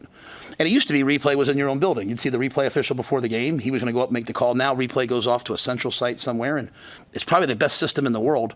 I just, I advocate for the players. I advocate for the coaches. I'm also going to advocate for the 8 guys out there calling the game. I'm going to sit there and give them my opinion at times. I never cross the line. I do want to say this because my daughters and, I want every person in Norfolk and Tacoma and everywhere in the state. Both times I've gotten a flag this year, the next day they said never should have been a flag. So I don't disrespect officials. I stay on the field. I coach the way I've coached the last 12 years, aggressive, but defended, and no one on my sideline talks to the officials. Officials will always tell you we're disciplined.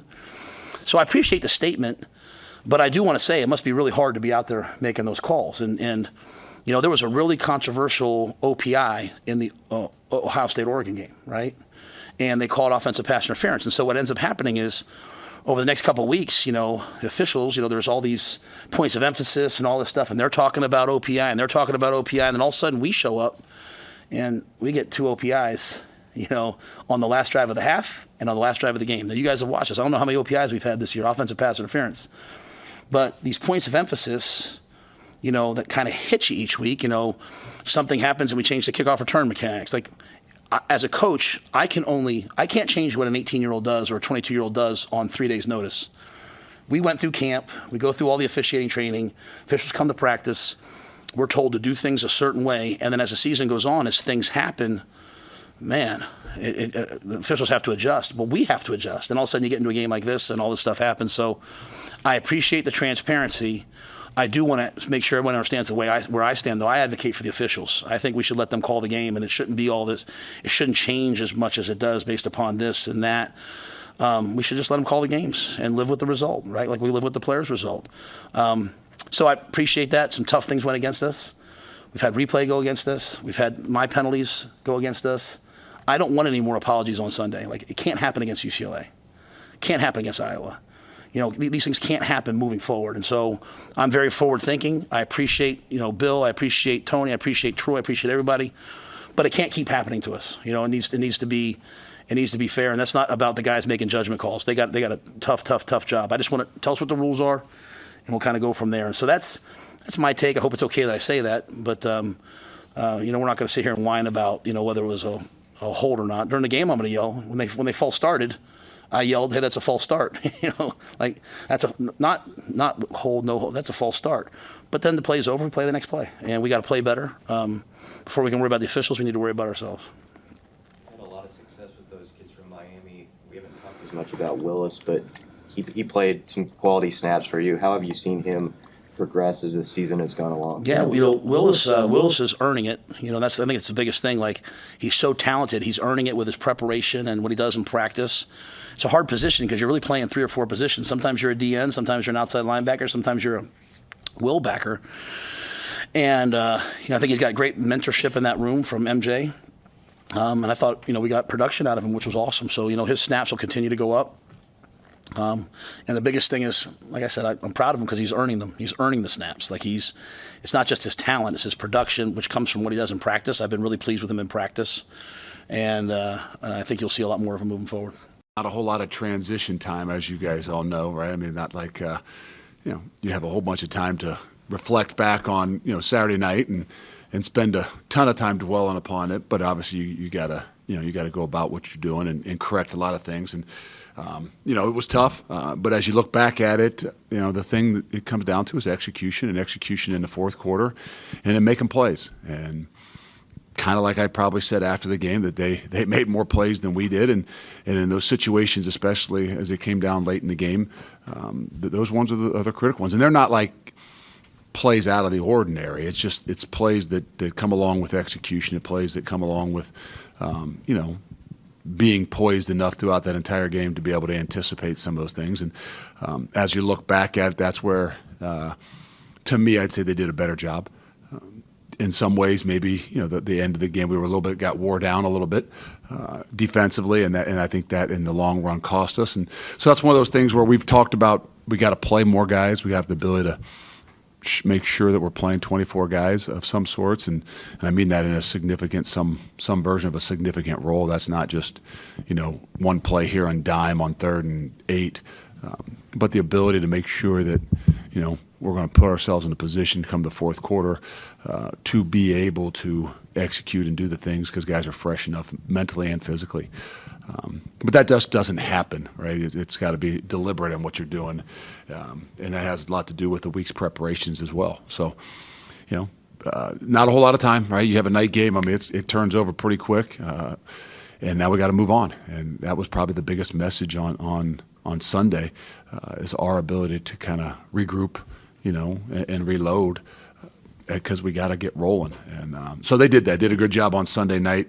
We're able to run around out there. Today, obviously, is a normal Monday, and it'll get back and tomorrow and make sure we're getting to the physicality of what it is that we need to do and knowing what it's going to be like going over to Iowa and playing another night game. It's going to be a tough, hard-fought, physical football game that, in a lot of ways, probably going to come down to the fourth quarter.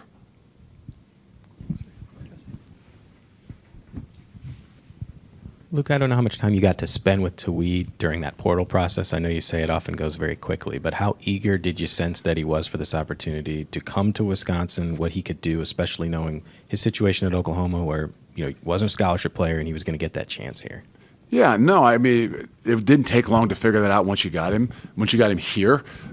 But again, you don't have a ton of time, right? I mean, I don't even know if there was maybe a minute or 2, 3 phone call before he actually came to campus. But you assess a lot of things when they come to campus. How important is this to them? How important is this place? Would this place be to him? You're speculating a lot of things. But for an older guy that came with his family, I thought that was a really good sign, that this wasn't just something he was looking to maybe collect a couple bucks and go another place and play, but a place that he really wanted to have an opportunity to get what he deserves. And I don't mean that as like he was handed anything, that he knew walking in the door that there was going to be a room full of guys, which in any really good program there better be, but that he was going to have some opportunities, between older guys and younger guys, to have a chance to, establish himself. And like I said, you like to think you had an idea, but there's some little tells in the short amount of time that he was here as a, so to speak, recruit for 24 hours. Luke, I wanted to follow up from a statement you made Saturday, was saying that this group isn't, quote, there yet in terms of tipping your hat off to Penn State, saying that this group was able to pick up this in this situation. How does a program, how does a team get to a point of, picking each other up? What are the steps to take? I'm not sure exactly what you're picking each other up. I think that if there's one thing that not one thing. There's one of the things that that these guys do a good job of is picking each other up. I mean, they do have a strong bond and commitment in that locker room, you know, and in different ways at times. But it's not like it's a crew that's going to point fingers at each other. You know, I mean, they all have their ups and downs, and things don't go their way, whether it's individually or as a team. I would say in the year and a half, you know, some of the better things that we've done is those guys' ability to be honest with each other and make sure that, you know, they're picking each other up and understand they got each other's back. And that's the way we're going to have to do it. I think the thing that I'm alluding to is that's got to be a strength of ours as we continue to build. And I mean build in the sense that, you know, in some ways have those guys that we saw across the ball, maybe our first, second, third round picks on a consistent basis, as well as, you know, those guys that you got 23, 24 guys that you truly feel like you can play a significant amount of reps to and time to in games. And I think that's how we want to and need to continue to build the things that we're doing in a program. And yeah, it can happen quick. It can happen faster. There's a lot of things that go along with it, but that's where we're still growing.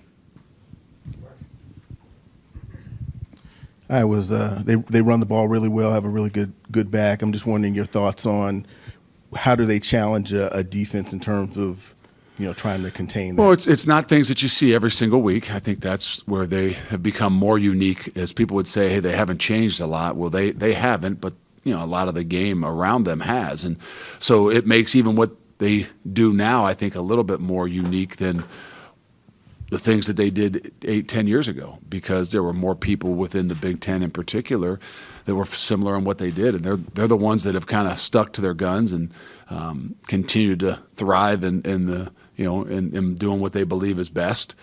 So I think that's the uniqueness that they pound the football, but their ability to boot it, their ability to, you know, to be consistent, and their ability to stick to what they're doing, I think goes a long way with what it is that they do as well.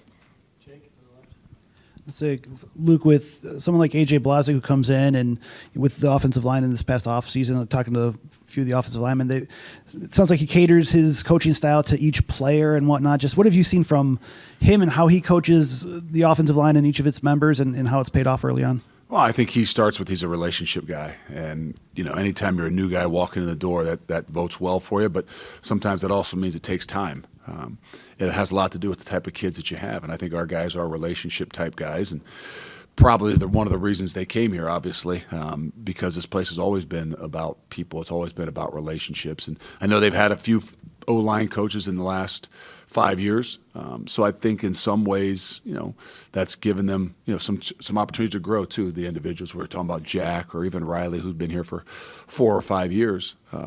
So I think all those things kind of add together. And as you get into those stretch of things, as you get into those tougher times in the season, which later in the season is always a tougher times, especially for big guys because it's physical. There's no, you know, two ways about it, right? I mean, no matter who you're playing, it's going to be a physical football game up front. You know, we talk about that and we start camps, right, in spring football. Like, well, it's not padded practice yet, but it is for the guys up front. And I think so that relationship, that understanding each and every guy a little bit different, gives them a chance to continue to grow, because I think he's smart enough to be able to protect them during the week based on what it is that they need. And if he didn't have a relationship, if they weren't honest with him, I think that's where it becomes a little bit more difficult, especially when you're new. So I think he's done a really good job in that sense. Coach, you mentioned some of the players, you know, and not being able to rotate maybe as much. How tough is it to balance giving guys like Nazir nearly the entire game or Jake Chaney nearly the entire game with rotating that, knowing that it's such a close game and you want your top players out there? There's a balance, and that's what I mean. If you don't do it early, and if you don't have a plan for it, it makes it more difficult as you get into the game, because you know, there's a feel for a game too, and there's times when the guys roll too much, right? We had that a little bit at the tailback position where we thought that we were playing 4 different guys, and that rotation, you know, where it might keep people fresh also doesn't allow them to get into a rhythm. So I think you got to know your guys, and you got to know the dynamics of the game and the physicality of the game, you know. But you got to have a plan, and I think that's probably the thing. If you don't see guys rotating, and sometime in the first 3 series, it's probably not something that's in the plan. And if that's the case, it is the case, right? There's often situations, obviously, at the offensive line that's one of them. But I think as you get down the stretch, that's where you see some of the things that can add up on you. And you got to know who can handle it. I've had guys in the past that, one guy in particular is a defensive lineman. If he played 80 snaps, the first and second one were no different than 78 and 79. But then you've also had guys that anything over 40 snaps, there's a significant difference in how they play and the effort at which they play with. So it has a lot to do, like we talked about, with those relationships, to understand your players as well. Luke, I wanted to follow up about the run game a little bit from Iowa. The stretch run was something that you said that you guys were struggling with early on in the season. That's been Iowa's bread and butter for a long time. Do you feel like you're better against that concept right now? We'll find out on Saturday. I think there's been weeks that we've done a better job. I think that I think that was one of those things early in camp that was a little bit new for our offense, a little bit more in some of the stretch game and the mid-zone game that made it sometimes a little bit more difficult. But I think we've seen a little bit more of it this year, and we've done a better job with it. None of which that run it as well as Iowa or as often as Iowa, so it'll definitely be a challenge. Coach, you've talked a lot over the last couple of years about the importance of rivalries. Iowa's won 2 straight in this series for the first time in like 15 years. Just does that add any emphasis, and what is it going to? Yeah, I mean, just another thing to add upon the significance of these things, right? I mean, we don't go. We don't lose sight of those things, right? I mean, I know that the Big Ten has grown incredibly, and there's a lot of mountain to climb in this league, and it's still not changing how important some of those rivalry games are. And it's just, again, you get in the midst of it, and it's something you talk about in camp. It's something you spend a night on in camp, and then you sometimes, I don't say you forget about it, but you kind of put it off the side because, the nature of the schedule that you have. But then when the week comes up, that there's definitely a little something extra, and those guys understand it.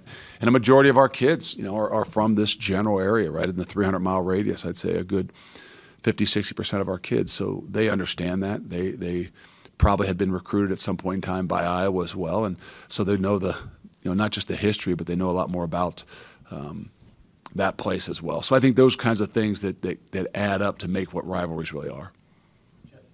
You've talked about keeping a quarterback room and the challenges of that in today's day and age, and just wanting to develop from within overall. And it may be tough in the season, but where do you think you're at in terms of the development of that quarterback room and what future can hold there? How do you know, right? I mean, you've seen Tyler Van Dyke for 2 games or two games and a quarter, or not even. Obviously, you've seen the most out of Braden.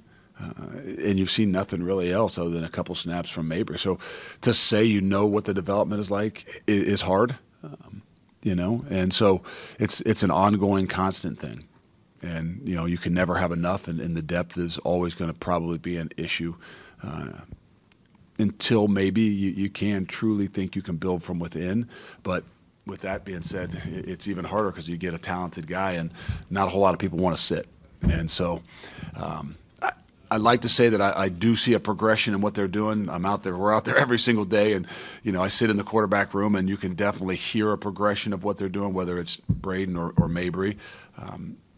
But those kinds of things, until you get a chance to get out there and do it, are really hard to have a great idea of what it is that you got. And not that I've been doing it as long as Coach Ferentz or anything like that, but it's always going to be one of those positions that's going to be quite unique. Every position, you got to see guys do it.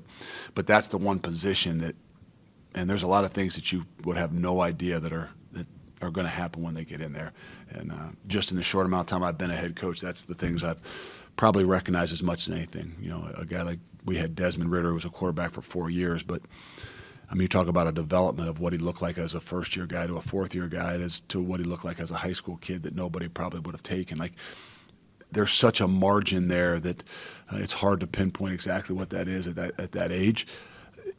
It's just something you got to constantly be doing.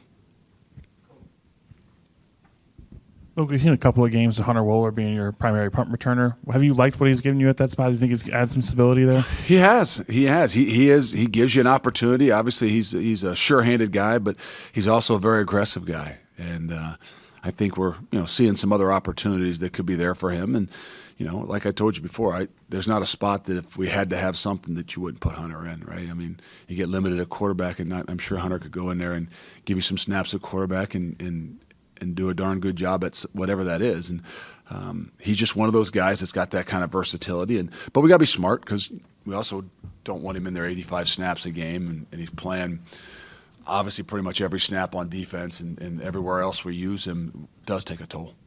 Time we talked, obviously, long flight home Saturday. Sunday was a tough day. I think the good news was that a lot of our guys obviously were very disappointed, players, coaches, support staff, to play the number one team in the country. Those things got to come about, and not just obviously the way we played to get to where we were, but obviously the way they played, and to get that chance, those don't come around very often. I had a handful of them during my coaching career. Would have loved to capitalize on it better. Didn't love the first half, obviously, but going back and reviewing the film, there were some things that went sideways early on, things that I think we can correct and put ourselves in a better position, but obviously not where we wanted to be. So Sunday needed to be a really big day.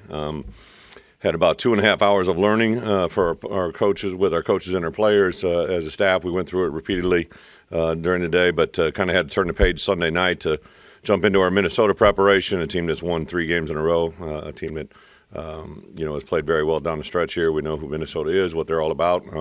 Another rematch game for us, so it's another great opportunity for us to get where we need to be. I think it was important to tell our guys, listen, the disappointment is real. You got to be able to own it, being able to grow from it. But I do think that there's still a lot of positives that we've accomplished. You can't take those away from us, and a lot of good things ahead of us in the future. So with that, I'll give you a couple injury updates.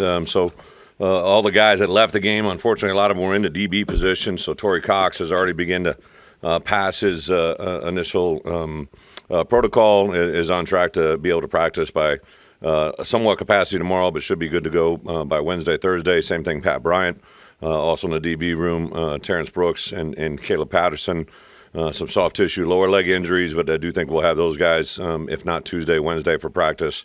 Joe Barna, again, was a injury late in the game to the shoulder, but should, I think, be ready to go by Saturday. Nothing long-term for him. And then Tyler Strain probably would be the one that's the most in question for Saturday. But I think he's very positive. I saw him bounce through the facility this morning, earlier today. So know a lot more Tuesday, Wednesday, and then when I talk with you guys on Thursday, I should have a better perspective. But a lot of positives. I had to call my wife and tell her that news. She was very relieved with that. I think perspective is always awesome, right? Like we get back late Saturday night. Obviously, my kids are in bed. We get home, and when you wake up in the morning, for at least in my house, we got the kids on video, and my oldest woke up first. She came down, gave me a huge hug, and my little one woke up, and she's had a loose tooth, and I am the local expert at pulling teeth, so she was very excited to know that Dad was home on Sunday morning. So to put a perspective, to pull my youngest bottom front tooth and make the whole world know that it's going to go forward, right? There was a lot of disappointment in Saturday, but to know that Sunday is another day, another opportunity this week to play Minnesota.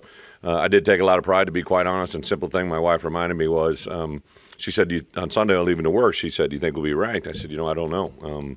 It's not my hands. Obviously, I don't pay a lot of attention to that, but what I have learned since being here in an environment, when my first job, we were ranked literally every week upon the week. You just became used to it. When I was at Arkansas, I realized the effect it had on our program when we got ranked. And then this year, to have 7 straight weeks of us being ranked, first time that's been done in 22 years, 23 years, I realized how far we've gone. There's a lot of great disappointment. But to play the number one team in the country and to know that Illinois had a chance to be on that stage and obviously do a lot of things that showed we got a lot of work to do, but to be in that voice, to be in that conversation. Next week, I think when the college football playoffs come off, right, like we got a chance to set ourselves in a position this week against Minnesota. And obviously, just like everybody else with the remaining 5 weeks of the year, we got 4 weeks to play to do a lot of really good things. And our program has grown a lot. The same crowd that was out there at Michigan that affected that program or that game in itself, it was literally the first game that I felt I had been a part of on a big stage that game was affected by the crowd, right, to have that. So whatever we got to do, 11 o'clock, whatever Illinois fans are going to show up, I hope you be there, be loud, right? Just means you got to 11 a.m. kickoff. You got to get that first beverage, whether it's a coffee, a mimosa, a bloody, a Red Bull, whatever you got going, man. Just get up and get it going, and get here and get seated by about 10:30, and get ready to play be ready to be a part of a really good Big Ten football environment. I think should be pretty awesome. So, with that, I'll open it up for questions. Coach, what are some typical things you can expect playing a team coached by PJ Fleck? What can I expect from Minnesota? Obviously, PJ's record speaks for itself. I think his bowl record is unbelievable, right? Like just to have that many consecutive, to get in those bowls, but also to play them and win them. PJ's teams always get better, in my opinion. He's a very detail-oriented coach.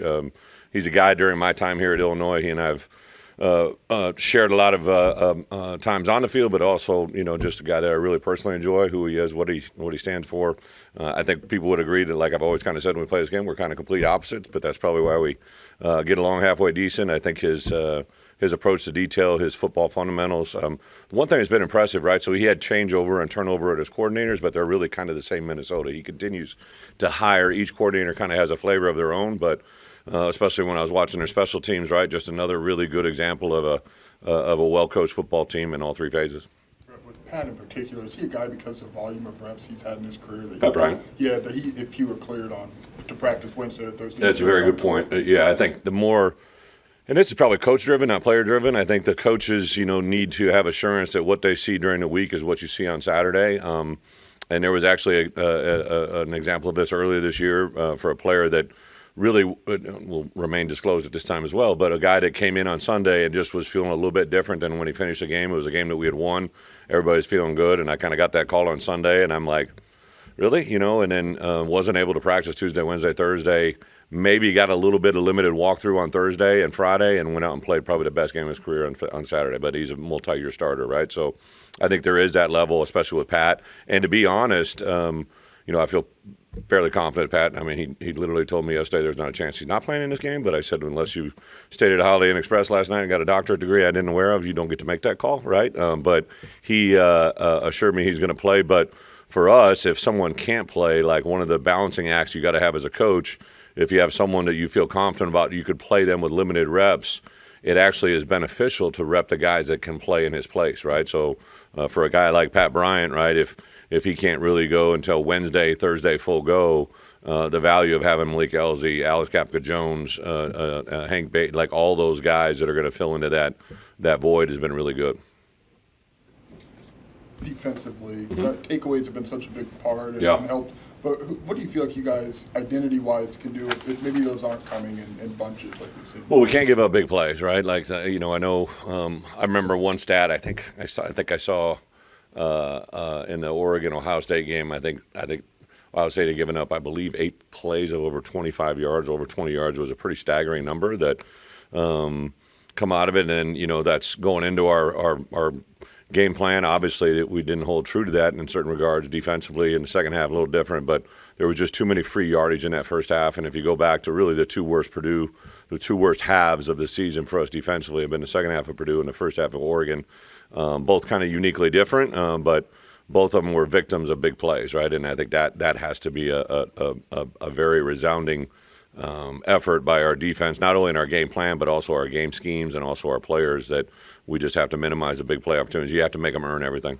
What has maybe Aiden Lawfrey stacking some healthy weeks after another maybe done for him and for the run game? Well, I just think our guys have a lot of confidence. There's a reason Aiden Lawfrey started the first snap against Eastern Illinois. From last spring through the summer, through fall camp, he had been our most consistent, steady performer, a guy that brings his lunch pail to work every day, goes to work, an awesome mom and dad from Gibson City who just kind of embody and embolize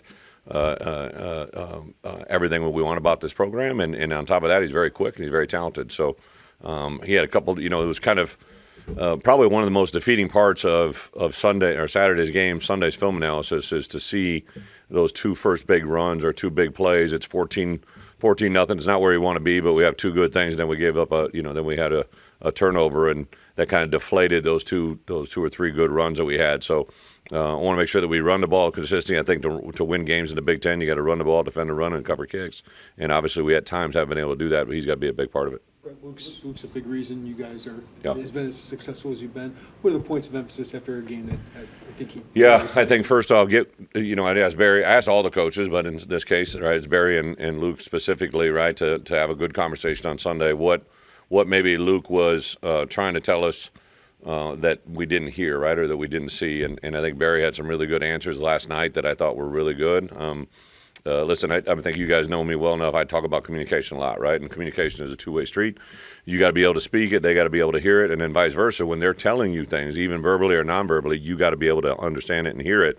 And, I just think that Luke has got so much respect, not only in the players' locker room, but in the coaches' meeting rooms, right? Just what he says carries a lot of weight, and I think because of that, we have to be very, very conscientious of what he's trying to tell us during the course of the week. Could I ask what were some of the feedback he gave you guys? No, because then that would be obviously. But I would just tell you that like communication is really good, right? There are certain things that Luke does very, very well, and certain things that he sees well, can make quick decisions on, and if not, then things get crowdy and gray, and that's when it doesn't go well. So the thing that I would give you, I mean, not tipping off anything, he's going to be put on a list here this week that is going to be very, very rewarding for what he's done, right? Another defensive player, the same thing. The good news is I think going into the year we had players that we thought were good, and now other people are recognizing that. But Luke himself, one of the greatest traits you can have as a quarterback, in my opinion, during the course of the game, those that can make something of nothing are a little bit different, right? But the ones that can recognize and adjust either prior or post-game to what makes them better next week are truly the great ones, are truly the ones that you can build off of and get better. And what I've learned from Luke this year is he truly possesses that quality, which a year ago I didn't know if that there, but now I know it more than ever. The rankings don't matter to you, Mm-hmm. but it sounds like you maybe were a little bit surprised you were still in there. Yeah, great point. I'm sorry, I didn't finish it. My wife said, I didn't know, right? And she goes, what do you mean? She goes, you've got 2 losses against 2 teams that are 1-3 and never lost a game, and you played them both at their place, right? And so I probably need to listen to my wife more often, right? But I kind of laughed and turned around. But I mean, no way am I, I own those 2 losses and where it is. But I do think there's probably a national. I know you get a vote, right? But I think from the outside world, 2 years ago, that's just an Illinois program that gets booted out, right? And I think for us, even though it stayed in there at 24, I think it just speaks volumes about what the outside world is seeing. I know I get it more from our coaches, right, that I travel around, see around, people that give me feedback, people that know football. When I see and meet with the commentators, it's just like there's a difference, right? And to be ranked 7 weeks, I don't care what anybody says, right? And it's, until last time that happened is 2001, perception is changing. We can't change it overnight, right? It's very interesting for me to watch college football. I think there's more parity right now than ever before. Parity is awesome from Illinois, right? Like the more we can get on the same playing field, and I hope the heck this revenue share goes forward, and if we're all dealing, with the same NIL from, whatever it ends, if I can handle being within a couple million of each other, this is crazy to say, right? But last year we were at 2 million, and the team we competed against was at 20 million. That's not apples and oranges, right? Or however you want to say it. It's not comparable, right? And if we can all get on the same playing field, I love to do what I love to do, but you put me on the same playing field, give me the same rules, and we'll play our ass every day, right? And that's just, I know that to be true, right? And that's what I get excited about, because our guys are understanding that they can play with anybody. The only thing that I told our team that I really I want to make sure that we eradicate from our program is on that plane ride over and the walkthrough on Thursday, the walkthrough on Friday, the pregame on Saturday, I really felt those guys felt they could go out there and win that football game, and they started that way. And then when we got punched a little bit, I think there wasn't anybody that you could just sit to a whole group, but I think there was enough people that showed up that were maybe they don't quite know if we can have this moment, right? And that opponent will find, Oregon will find that person, right? And we had enough things go wrong offensively, enough things go wrong defensively. Special teams was actually pretty solid. We want to start off the game putting their returner, who's a great returner, on the opening kickoff inside the 20. You can't and then the thing that I get frustrated with on our first defensive drive, we get a 3rd and 7 and a 3rd and 6. You can't get it any better than that. To have Oregon off schedule and they convert it, and that second one was a 3rd and 6 that converts for a touchdown. It goes all the way across the field. We can't have that, right? And then, I was upset, we gave first down, right? It sounds silly, right? But Luke Altmaier was not down on the second play, right? So now instead of a 3rd and 5, we got a 3rd and 15. We can't control that. Can't control they grabbed his face mask. It is what it is, right? And then when you start one possession, right, and then you give up 2 scores, it's just hard. And then that third one is 14-14. We throw the shot play and get it picked. That probably was almost a point where it's it's too much. The number one team is. It's hard to come over that. That's why at halftime I'm let's reset. We're starting, because I wanted them to understand they could play winning football on the road, right? And we've had 3 tough venues. Nebraska, we had success. Penn State, moderate success, and then Oregon was obviously minimal success, especially in the first half. So we're a program that's on the rise. It's a program that's building, and we're gonna get better every opportunity. I promise you, we got better from Saturday night till today, and we'll get better this week. about that. Is the communication where you've seen him the most development out of him from last year to this year? Because he's talked to us a lot about trying to deal with failure and adversity a lot better internally for him, but it almost seems like he's communicating with you a heck of a lot more than he was. Oh, 100%. Yeah, 100%. And I think that's just part of the world that we're in, this portal world, right? Like, listen, Melvin Priestley probably played his best game on Saturday, to be honest, against some really good opponents, right? So he's a portal guy, and I'm probably communicating with Melvin Priestley better than I ever have in his lifetime, right? He fell off his tricycle last week, bruised his butt, right? And we had a nice conversation about a bruised ass, which I think was very comical, right? But like I think the part that really that I think as coaches we constantly evolve to is it's a different world, right? You're going to have these players come in and play immediately in your program, and you have to develop. That's why I tell our coaches every day in your building, you're either building or tearing down a relationship, whether you're consciously doing it or not. When you pass them in the hallway, the way you correct them, the way you teach them, the way you talk to them, a coach that bridges a gap to the other side of the ball, like we're building communication. But for sure, Luke is not he's just not natural go in, take over a room, but he can when he's confident, right? And he's got a great voice. He is so intelligent. I love meeting with him. I meet with the quarterbacks twice a week, just me and the quarterbacks with Art. Barry's in for one of the meetings, and just to have that meeting, and the reason I really wanted to increase it this year was I wanted more communication between I wanted them to feel. I always come in. I usually go get a steamer workout and come in sweaty with a towel around my neck, kick my feet up because I want them to be relaxed. I don't want them to see me as the head coach that they reserve to talk themselves to. So just a little bridge building there, I think, goes a long way. All right. Good morning, everybody. Thanks for being here. First and foremost, tonight is one of our favorite events that we put on as a football program throughout the entire year. It's our Hope Kids Halloween. I think it's our players' favorite event. It definitely is our coaches' favorite event. A lot of our coaches and their families will be there as well. Our players dress up, and we host the Hope Kids, who are children who have some medical needs and need some help, mentally, physically, and emotionally. And it's one of the greatest events to watch our players really lead and have fun and just be kids and really have a great Halloween party. So our development team does a really good job putting this thing on, and it's a really special event. So I know our players are really looking forward to that today. So if you get a chance to visit with them, you can ask them a little bit about that, because it really is a special evening as we get into the week of Halloween on Thursday. So I'm sure you got a lot of questions just about last week and the game. Obviously, really excited about getting the victory.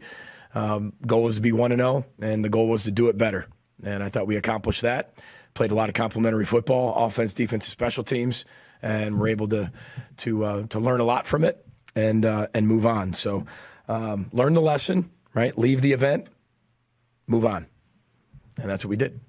And live in the truth. Yesterday was about living in the truth. And it wasn't about looking at the score. It wasn't about anything like that. It was about evaluating how we won and how we can even do that better, offensively, defensively, and special teams. So with that, we'll open up for questions. PJ, about a year ago, you spoke candidly about NIL and the need for it. Where do you feel things stand now as far as being able to retain, your best players, standout players? Yeah, it's always a work in progress. It always will be. Always has been. We've had some very generous donors step up big time for us and continue to do and work with Dinkytown athletes and the collective. I mean, it's really special to see what these people are doing for our student athletes. I think everybody sees the importance of it.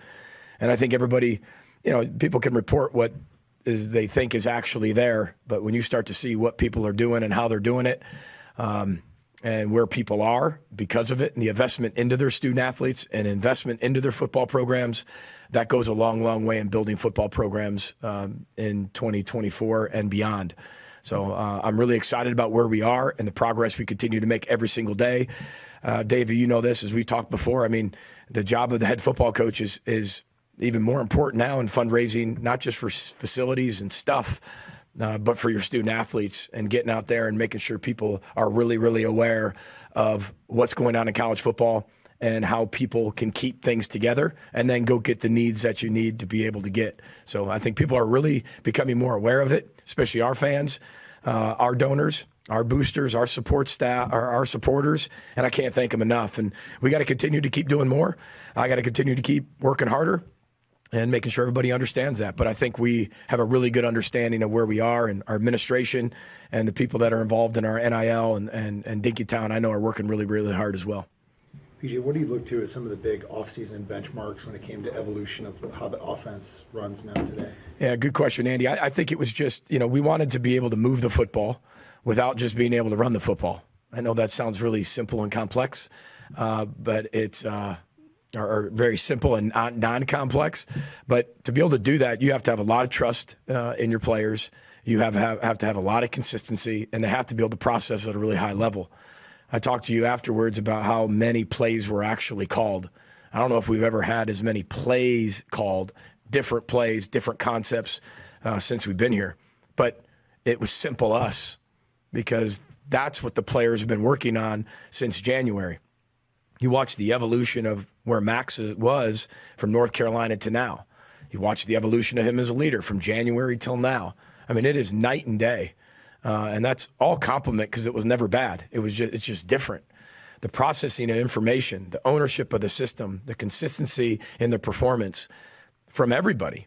And I think when everybody knows they're going to get a piece of the pie somehow, some way, the pie tastes better, right? And you're more willing to have more of the pie.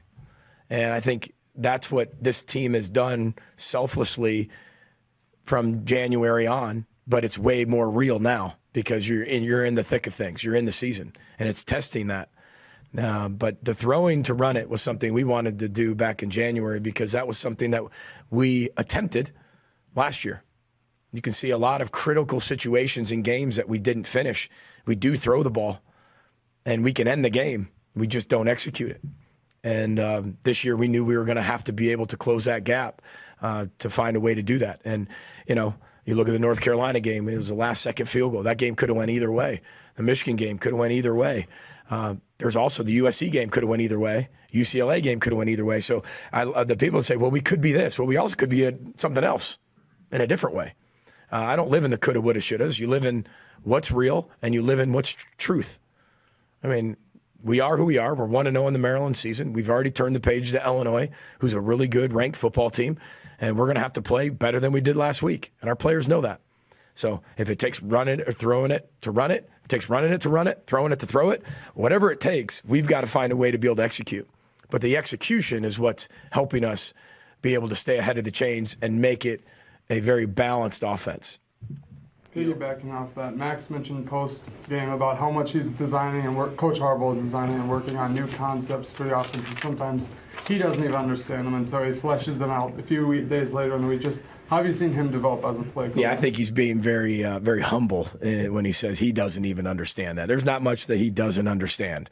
But I think that when your quarterbacks, I can say quarterbacks because everybody's working just as hard as Max, which is great, and your coordinator and quarterback coach, when they see things very similarly, right? And I don't like to say on the same page, because the page is pretty big depending on what book you're on, and there's a lot of words on a page, and they're all not aligned, right? I'm talking about alignment, right? True alignment. Our coordinator, quarterback room are all aligned in what we can and cannot do, and what is too much and what's just right. And how can we keep defenses off balance? And how can we be able to use as many weapons as we can to diversify the ball into playmakers' hands? And I think, again, everybody's striving to do the same things. I mean, we all are. I mean, I told you I watch many press conferences on Monday. Today's my press conference day to watch a lot of different teams. We're all talking the same thing, but it's the consistency. That's the truest measure of performance. If you can keep doing it at a high level over and over and over and keep doing it better, you're going to win a lot of games. If you don't, all press conferences that don't pretty much sound the same. So, but I love it. It's so fun to just listen. It's not a coach and a student or a coach and a player. It is a conversation. It feels so much like an NFL style quarterback room. And I give them a lot of credit, because that takes a lot of trust, and that takes a relationship that can really mesh. So Coach Harbaugh and Max and all the quarterbacks are doing a really good job. Illinois' defense has been a difficult code to crack the last few years. How would you say you're better? For everybody. Yeah, right. I think they have one of the most unique schemes defensively in college football, and It's really hard to really peel back the onion and dissect it and get tendencies. Okay, they're doing this, so they're going to be in this coverage. They can run their man coverage schemes. They can play cover 3. They can play cover 2. Those are very different concepts, right? Those call for all different types of plays, and they can run them from all the same looks, and they all look identical until after the ball snapped. And it's not just that guy's going to that area, and that's it. They can all get to the coverage. This guy could be playing the deep half this time, and this guy could be playing the deep half the next time. They have their own system. It works really well. It forces you to be really decisive, make really good decisions, and they do everything they can to force you to make mistakes. And they're very advantageous. They take advantage of those mistakes. They're really good tacklers. They play really hard. They swarm to the football. They're smart. They understand the system, and they play it at a high level, and they play for each other. I mean, it's a typical Bret Bielema team. They play really hard for each other, and they're a very good defensive football team. They can run the football on offense. They can throw it as well. But, they play smash-mouth football on both sides and very disciplined football, especially in situations. So they understand their scheme, and they play it really well. What challenges does Luke Altmaier present to you guys? He's a great athlete. We've watched him for the last few years, right? Or last year and then this year. And, he's a really good athlete where he can create on the run. He's really, really cool, calm under pressure in the pocket. He stays in the pocket, delivers really good throws. He's very accurate as he's being hit and as he's delivering the ball, as he's getting hit. But he's a really good runner too. And, he's got a lot of confidence in the people in front of him up front. And I think that shows. He's in complete control of the offense. And they do a really good job. He's got a high completion percentage, which means that he's processed it at a high level and going through his progressions and getting the ball to where the ball needs to be and get to the open guy. PJ, how much does it help your offense when you've had those pressure situations like at the end of the second quarter, limited time, you get down the field, you get the field goal, UCLA game, right at the end you get down and get the touchdown. What does that do for your players? Well, you always want to be on the attack. You got to be on the attack, but you also want to be smart. There's times that it's okay to go in and take a knee, and there's times to go attack. That was a perfect time for us to go attack, especially when the ball goes out of bounds with 20-some seconds left. We have a timeout. All you need is 20-some yards. The wind was at our back. So, Dragon, I trusted him from a long distance. And, you want to see how that first play goes. First play gets a chunk. We're moving. And we did. We got moving. And now we're on the 40-some yard line, and we bang a timeout. We don't have any timeouts left, but now we banged a timeout. And now we get a first down. Now we can clock it. And now all of a sudden you can get 4 or 5 more plays in that 24, 25 seconds if you're smart. The one with 7 seconds left, we knew we were getting the ball in the second half. They had just scored. We wanted to make sure that we countered that score to make that 7, technically 4, with the field goal. The worst thing you can do is run a play that takes 7 seconds to run outside of your control. Ball gets tipped, something happens, and the clock runs out, and you get no points, and you're in field goal range. So for us, take the 3, come back out with the ball in the second half. We score a touchdown. Technically, that's a 3-point swing back to us in those last 3 possessions. Their score, our field goal, and then our touchdown to open the half. That's a 10-7 swing. So that's what we were thinking on the end of the half. But again, with Max, I feel good about anything we do when we go attack because I think he can process at a high level. That processing at a high level is, I think, the greatest trait a quarterback can have. And then if you match that to accuracy, that's the next, right? And we're talking non-like leadership and everything, but that's what we're talking about. And it's not about how far you can throw it. He can throw it plenty far, but it's the processing the information, right? And then distributing it to open guy accurately. And he's been able to do that. He made some huge throws in that game. And you probably all remember them. Looking forward to getting back to work with this group with practice this evening. Challenged our group. We're going to find out a lot about, ourselves individually and, collectively, who this group is in terms of the way that we respond after a really tough performance on Saturday. Have to respond, have to focus on the things we can control in our process. It's going to require a great week of practice. Going to West Lafayette against a Purdue team that is a much better football team than their record would indicate. very talented on both sides of the football. Have had some transition on the offense side of the ball as an identity on offense. Purdue coming off a bye week, we're gonna have to do a great job of identifying, how they're looking to attack us in game. Not sure who's gonna be starting at quarterback for them, but it's gonna require a great week of preparation. And I'm excited to see the way that this group is gonna respond in our preparation tonight. Coach, did you sense any kind of different reaction from your team this week after the game? Were they angrier, more frustrated than maybe the week before? Yeah, I think after every loss, Dave, there's certainly a level of frustration and disappointment. But this week, you could tell there was a level of a level of we didn't play up to our standard, didn't give ourselves a chance in the fourth quarter, and really let things snowball on us in the third quarter. And I think you had a group that was quiet, humble, and recognized that we can and need to play a lot better. Coach, has there been any consideration of handing the reins of the offense over to Mike Ray or Ryan Helinski? And if not, what do you see in Jack that makes you confident he can turn this around? Yeah, Jack Lausch, is our starting quarterback, will be our starting quarterback against Purdue. The things that make me confident, in that decision are the way that Jack prepares, the way that he competes, and we need to. He needs to play better, but we also need to play better around him. We need to play better in the other two phases of the game as well. There are some critical mistakes, whether it be allowing our opponent to extend drives, penalties that lead to kicking off from the 20. Any offense that has to start, 3 straight drives from inside their own 10. That's a difficult situation to put offense and a quarterback in. And Jack knows he needs to play better, but very confident, that he'll do everything in his power to make sure that happens.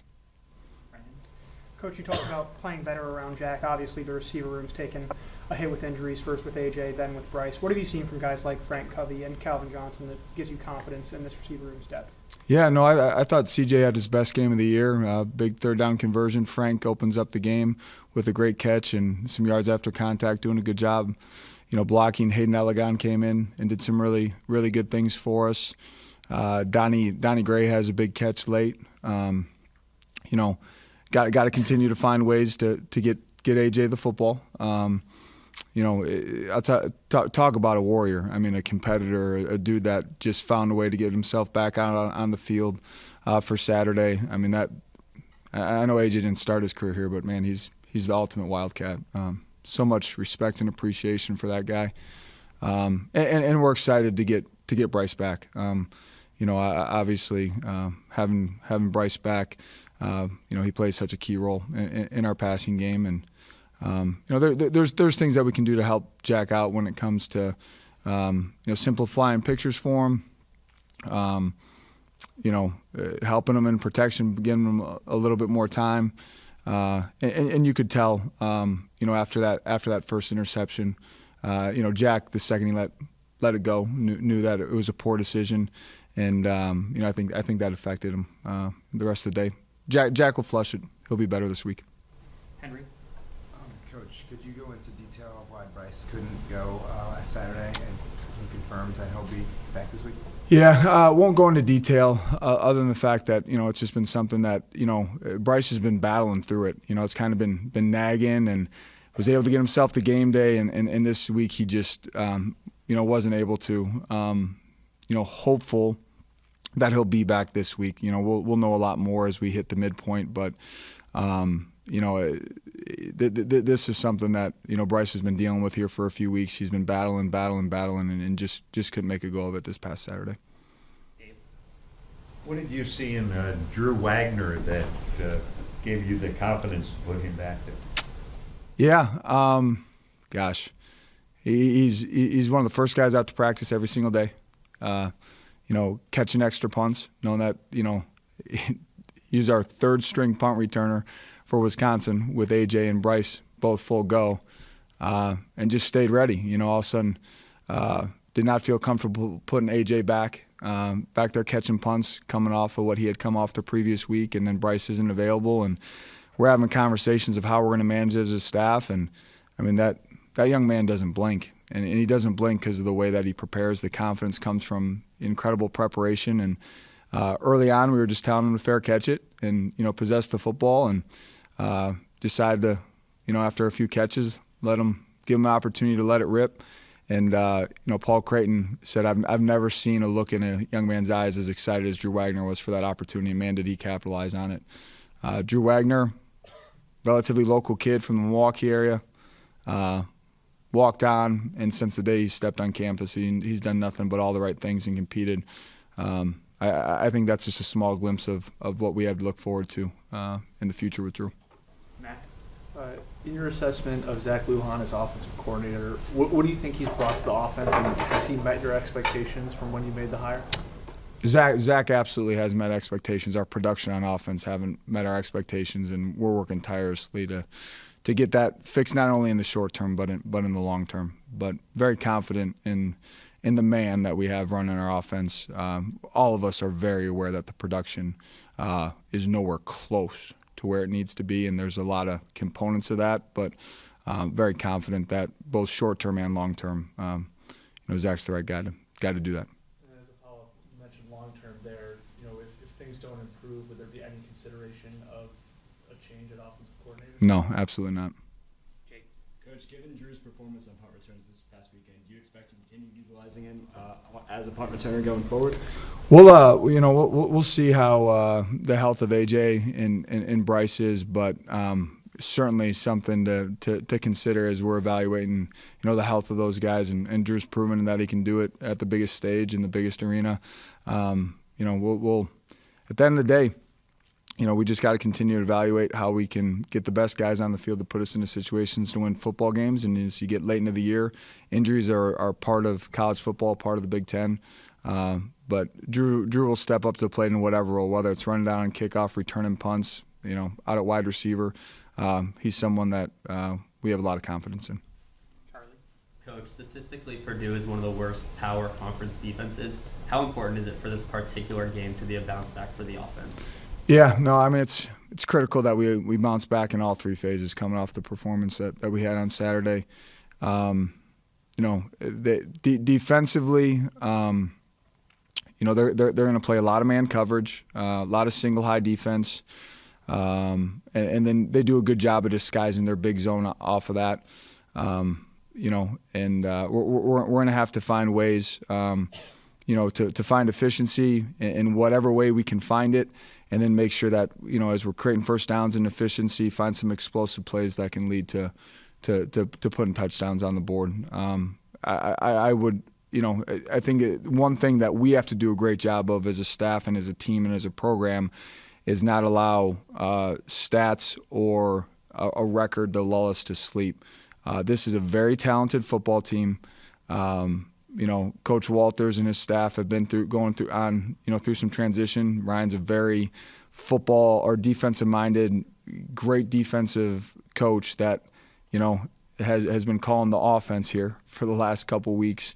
But they're very capable on the defense side of the ball, and you know, we need to be at our best, and we need to bounce back on offense and in all three phases. Ryan, any decisions yet on who's going to start Saturday and how that's going to be held? No, you're talking about at quarterback, I'm assuming. Yes, sorry, at quarterback, yes. No decisions on who's going to start right now. They both will play. Both have been sort of splitting reps with the ones and the twos, and both have been doing a great job. They add different elements to the offense, and, you know, we can have success with both of them, you know, running sort of this style. So we'll kind of see how this next week plays out when we're getting it more in depth into the game plan, and go from there. From a defensive coordinator standpoint, is there a schematic or a strategic advantage for you guys this week that Northwestern doesn't know who's going to play, or how much they're going to play, or when they're going to play? Yeah, you know, that's a good question, because obviously, like the information you have on Ryan Braun is how well he can extend plays and hurt you on the ground with his legs, just because we've asked him to do so the last couple weeks. And, you look at Hudson's productivity the last 2 years, it hadn't necessarily been on the ground, but we haven't really asked him to do so. And so the thing that I like about both of them is the game plan wouldn't really change much. And so, I think, if I'm a defensive coordinator and I've seen the 2 games with Ryan and, basically the last year and a half with Hudson, I would be more cautious about being aggressive in the quarterback run game with Ryan in there.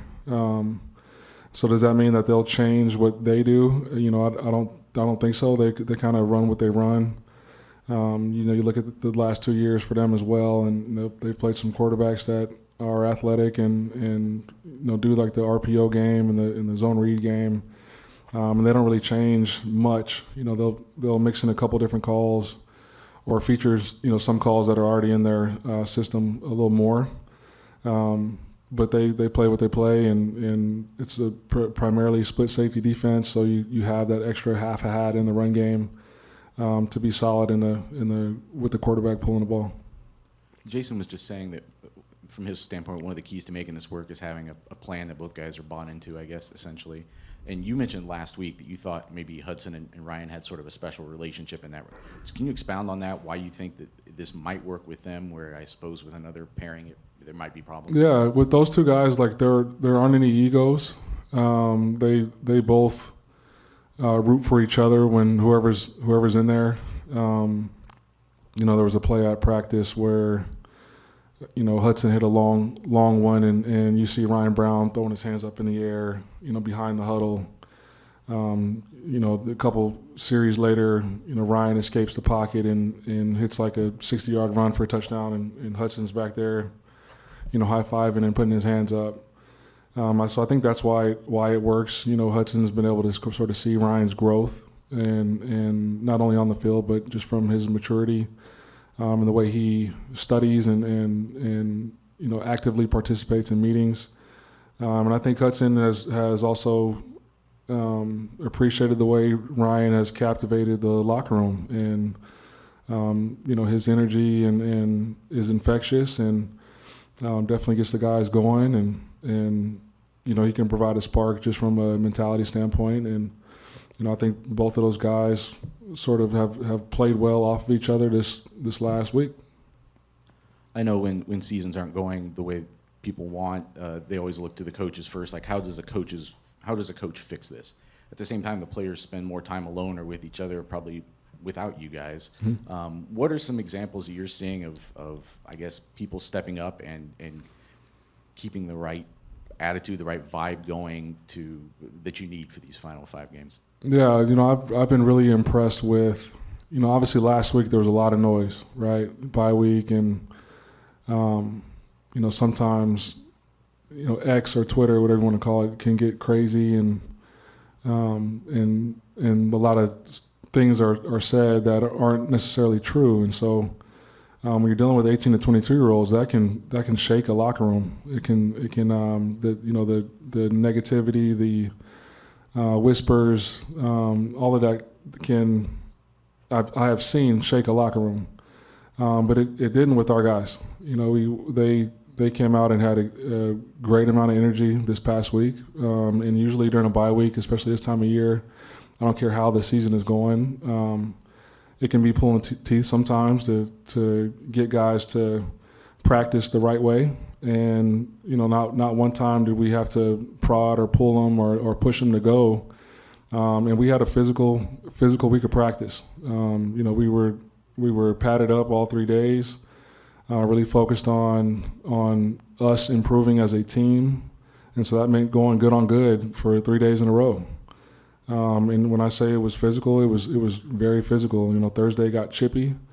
And so usually when you see that, the guys have been bought in and are even more so now than when we started camp. And so I just think it speaks to sort of guys maturing on the team. You know, we do have a lot of young guys that are getting experience, and some of those guys have spoken up, and it's also the guys like Mo and Devin Mockabee and plenty of others that are like, okay, man, like enough is enough. Like, let's get going in the right direction. We've made improvements incrementally, and now it's time for those improvements to show up in the win-loss column. And so I couldn't be more proud or more happy with the way they've attacked this week. And yesterday we had a Tuesday type practice for Northwestern prep.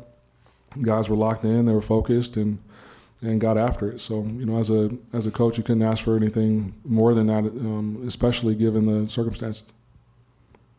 Ryan, I think your only experience using a 2-quarterback system or alternating quarterbacks was at Northwestern last year.